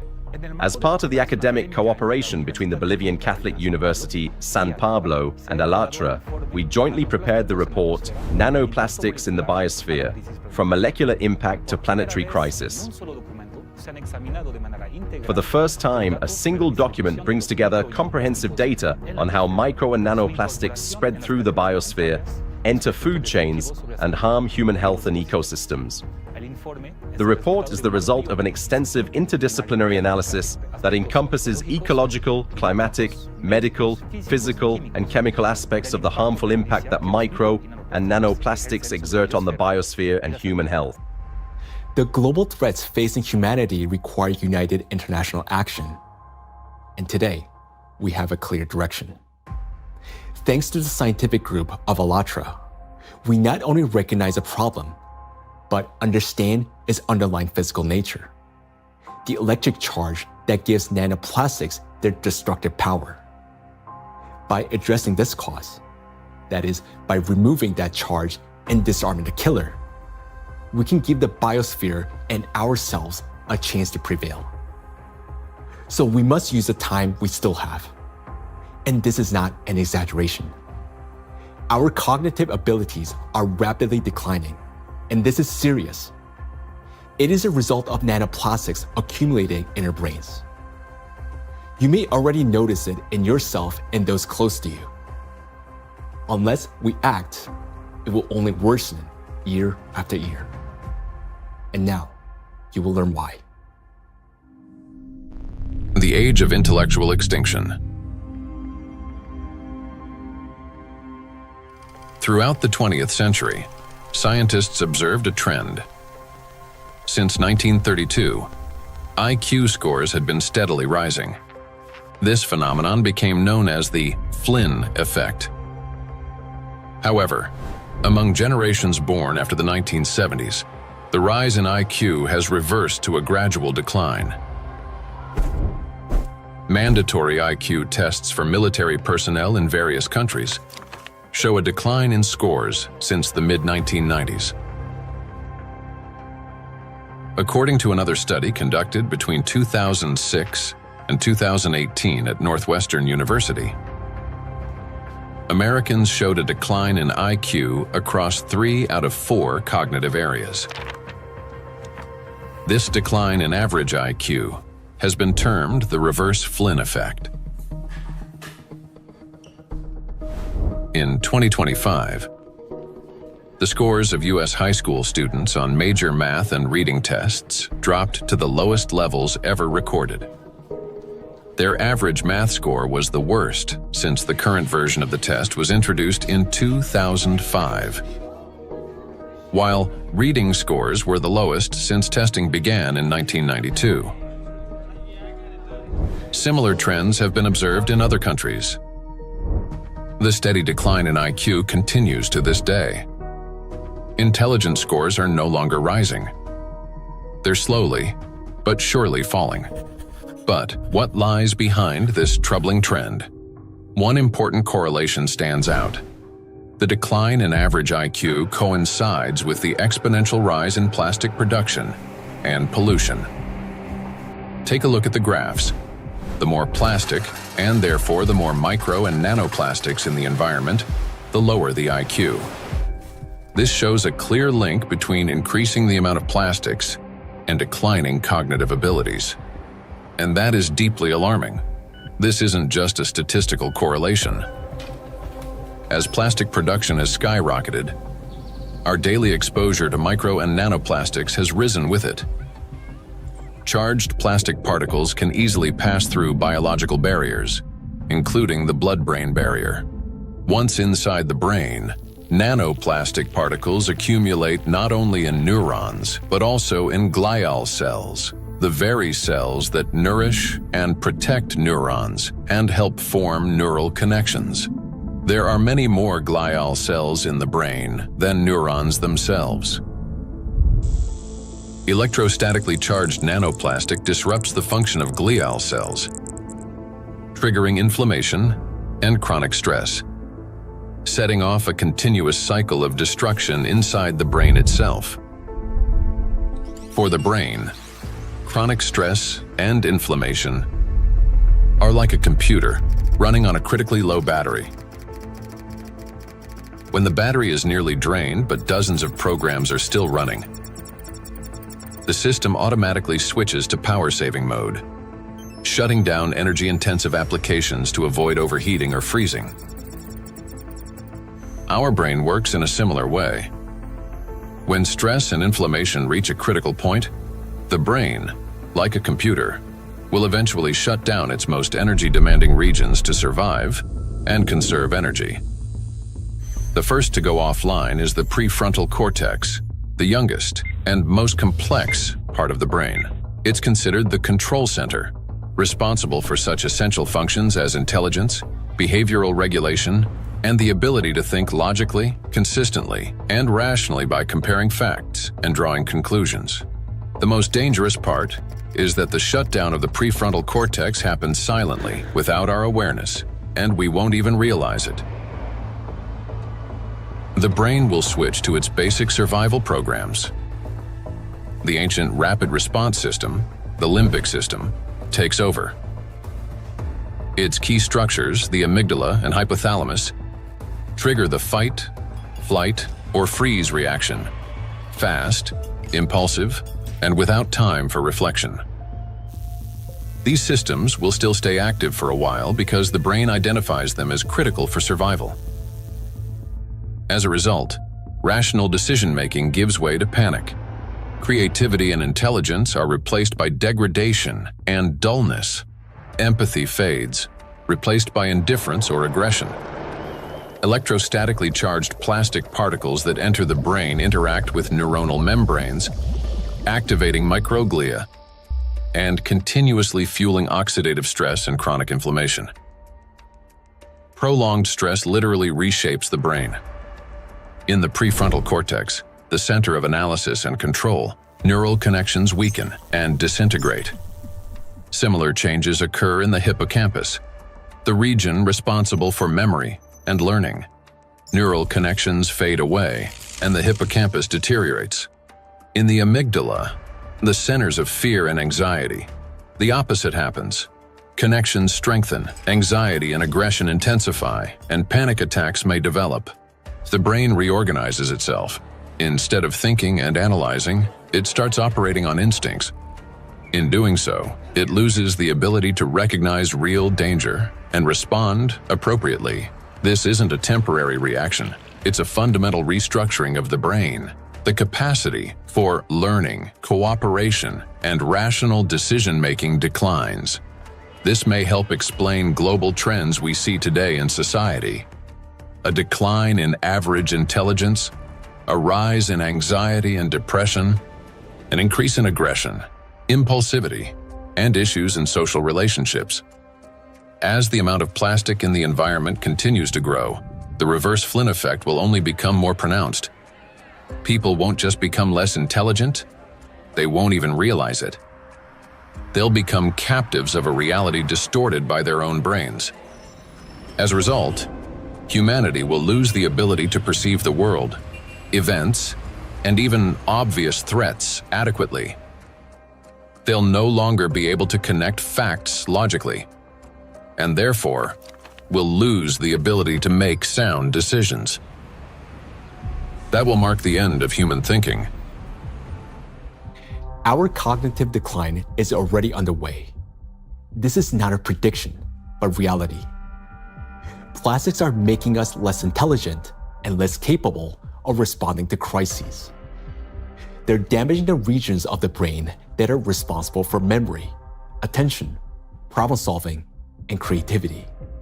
The very abilities we urgently need to achieve scientific breakthroughs and to find a way to neutralize the threat posed by micro and nanoplastics. And we have very little time left to make the right decisions. Yet, the loss of intelligence is not the worst that awaits us. Prolonged exposure to micro nanoplastics and their accumulation in the brain that leads to gradual failure of even our most basic survival functions. In other words, we risk losing not only our ability to think, but our very ability to live. And if that sounds like an exaggeration, consider the bees. Because their body mass is much smaller, the concentration of plastics in their brains is much higher. They already live in the world that we are now rapidly entering. Microplastic can enter a bee's body through its thin cuticle, or along with food. and within just 72 hours, it reaches the brain. From there, as in humans, it triggers synaptic damage, neuroinflammation, cell death, and neurotransmitter disruption. The bee loses body mass, its metabolism slows, and its immunity weakens. Its sense of smell, memory, and navigation begin to deteriorate, and bees stop recognizing their own colony and can no longer find their way back to the hive. With prolonged exposure to nanoplastic, the damage becomes fatal. The bee's nervous system collapses under the strain, and some simply drop dead in mid-flight. Look at this photo. You can see the brain of a bee that has been penetrated by nanoplastics. This amount of nanoplastics was enough to cause serious cognitive impairment in the bee. What is a critical point beyond which, like the bee, we stop recognizing the world around us and die on our way home? If nothing changes, this is a future that awaits us. It's also important to acknowledge that there is no safe level of these chemicals in the body. So while the manifestation may take time at a lower doses, it is not immune, that at lower dose it's safe to have that. And why is it important? I think it's important for so many reasons, because as soon as we define the threshold, various special interest groups would argue to keep micro nanoplastic concentration below that level, whether it's in soil or in water or whatever that is. And what does that mean? Is that we are allowed to have some degree of micro nanoplastic in our sources, air, soil, water, and so forth. But it's a cumulative impact, we have to remember. It's not a particular threshold at any given point in time in the source of whatever we are consuming, but it's a cumulative impact in our brain. And we don't know that, honestly, because it's the factor of time there is going to be different for bee than for a young child who doesn't have a fully developed brain versus an adult brain. Let us recall that a single nanoplastic particle in the human body is not equivalent to one dead cell. After destroying one, the same particle does not stop. It continues traveling through the body, killing one cell after another. So even the tiniest amounts of nanoplastics will damage the brain. And that's why there's no such thing as a safe concentration. And there will never be. The only difference lies in the rate of destruction. That is, the more nanoplastics there are, the faster the process. These plastic particles destroy the biosphere and the cells within our bodies.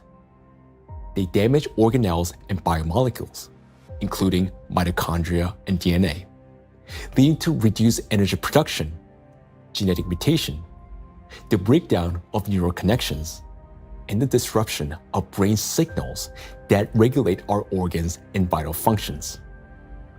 All of this happens imperceptibly as we go about our daily lives. Yet, inside the brain, a silent systemic destruction is already underway. The question is, will we as humanity recognize the full scale of this threat in time and find a way to strip micro and nanoplastics of their ability to accumulate and retain electric charge? A threat that must not be ignored.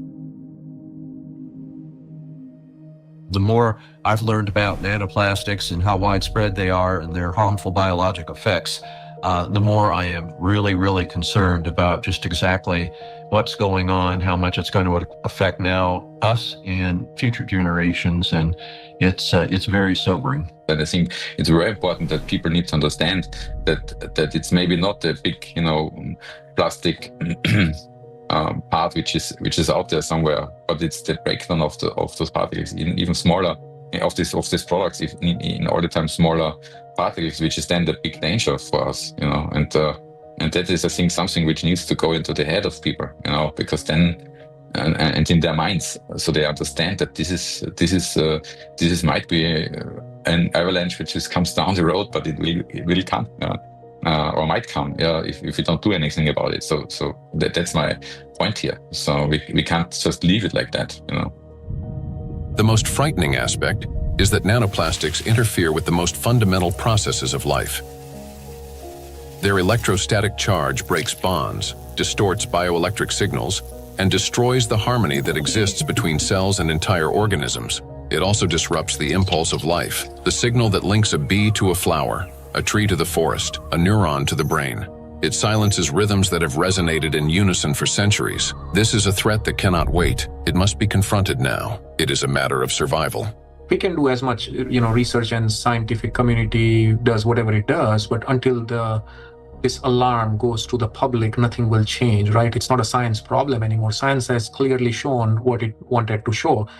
Maybe there will be 10 more studies in the next few years, right? And then what, right? Until we change, and this change is based on the public opinion. I want to leave something which is, our legacy should be habitable by our future generations. And that's the pure purpose we all have in common. If we can connect to our own health, I think that is way more powerful and more appealing for all of us to collectively act on this together. I think that's a very important point. And I think at a societal level, we all have to incorporate the other dimension beyond, in our balance sheets, beyond the dollars and pounds and euros and rupees, right, is the health, the impact on the health. And I think that has to be a part of the balance sheet, because what are we making money for if we can't survive or have a good quality of life?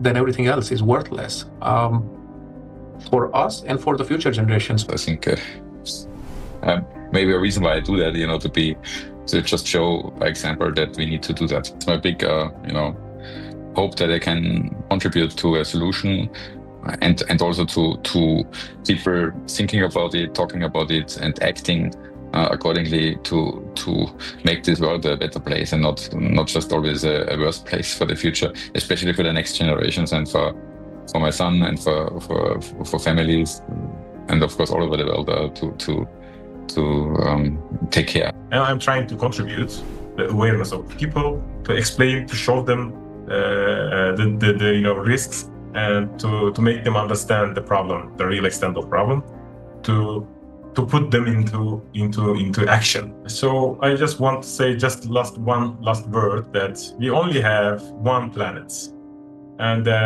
this planet is not single use, so we should consider this. For too long, we have lived under the comforting illusion that there's still time, that humanity will always have chance to recognize, understand, and respond. But that time has passed already. Our greatest challenge now is to find a solution before we cross the point of no return, while we still have both our intellect and the little time that remains. But for this to happen, all of humanity must first grasp the true scale of what is unfolding. Only then will we be able to direct our full scientific potential and resources toward finding a solution. As we have seen already, no single individual, organization, or nation alone can solve such a complex problem. The scientific community of ALLATRA has been searching for the solution for 2 decades, and although it hasn't been found yet, we know it exists. We understand that the answer lies at the intersection of physics, chemistry, and biology, which means that the solution is achievable, and finding it is essential for survival.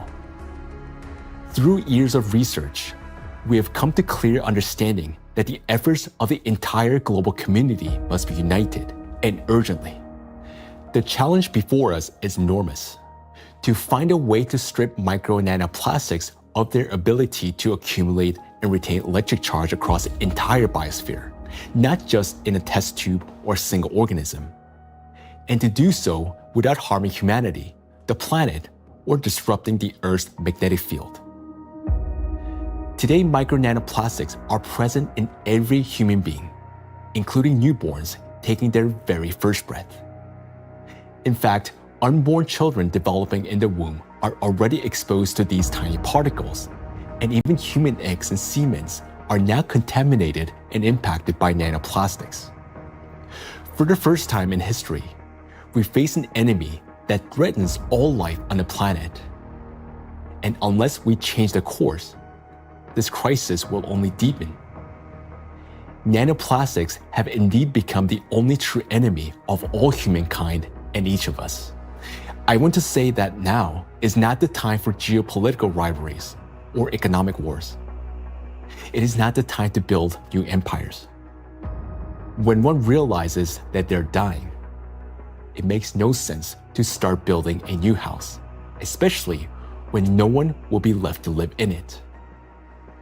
And above all, we no longer have a time for military conflicts. There's no sense in killing one another when we're already being killed by a common invisible enemy, although some don't even realize it yet. We cannot remain indifferent to this threat because our future depends on whether we're capable of setting aside our divisions and uniting against this killer, nanoplastics, which threatens all life on our planet. The question is, are we capable of truly understanding all this? Or has nanoplastic already damaged our minds to the point where we don't even recognize the mortal danger hanging over humanity? If we can still see the reality for what it is, then we're obligated to act, to find a solution while we still can. We cannot shift this responsibility to the next generation, because if we fail to find a solution now, there will not be any true generation. And knowing this, giving up would mean betraying ourselves, our families, our children, and all of humanity, condemning all life on this planet to slow and inevitable death. Each of us, if still capable of understanding this threat, can contribute something meaningful to this effort. Only by acting together can we solve this monumental challenge and preserve the most precious thing that we have, life itself. Life is worth fighting for.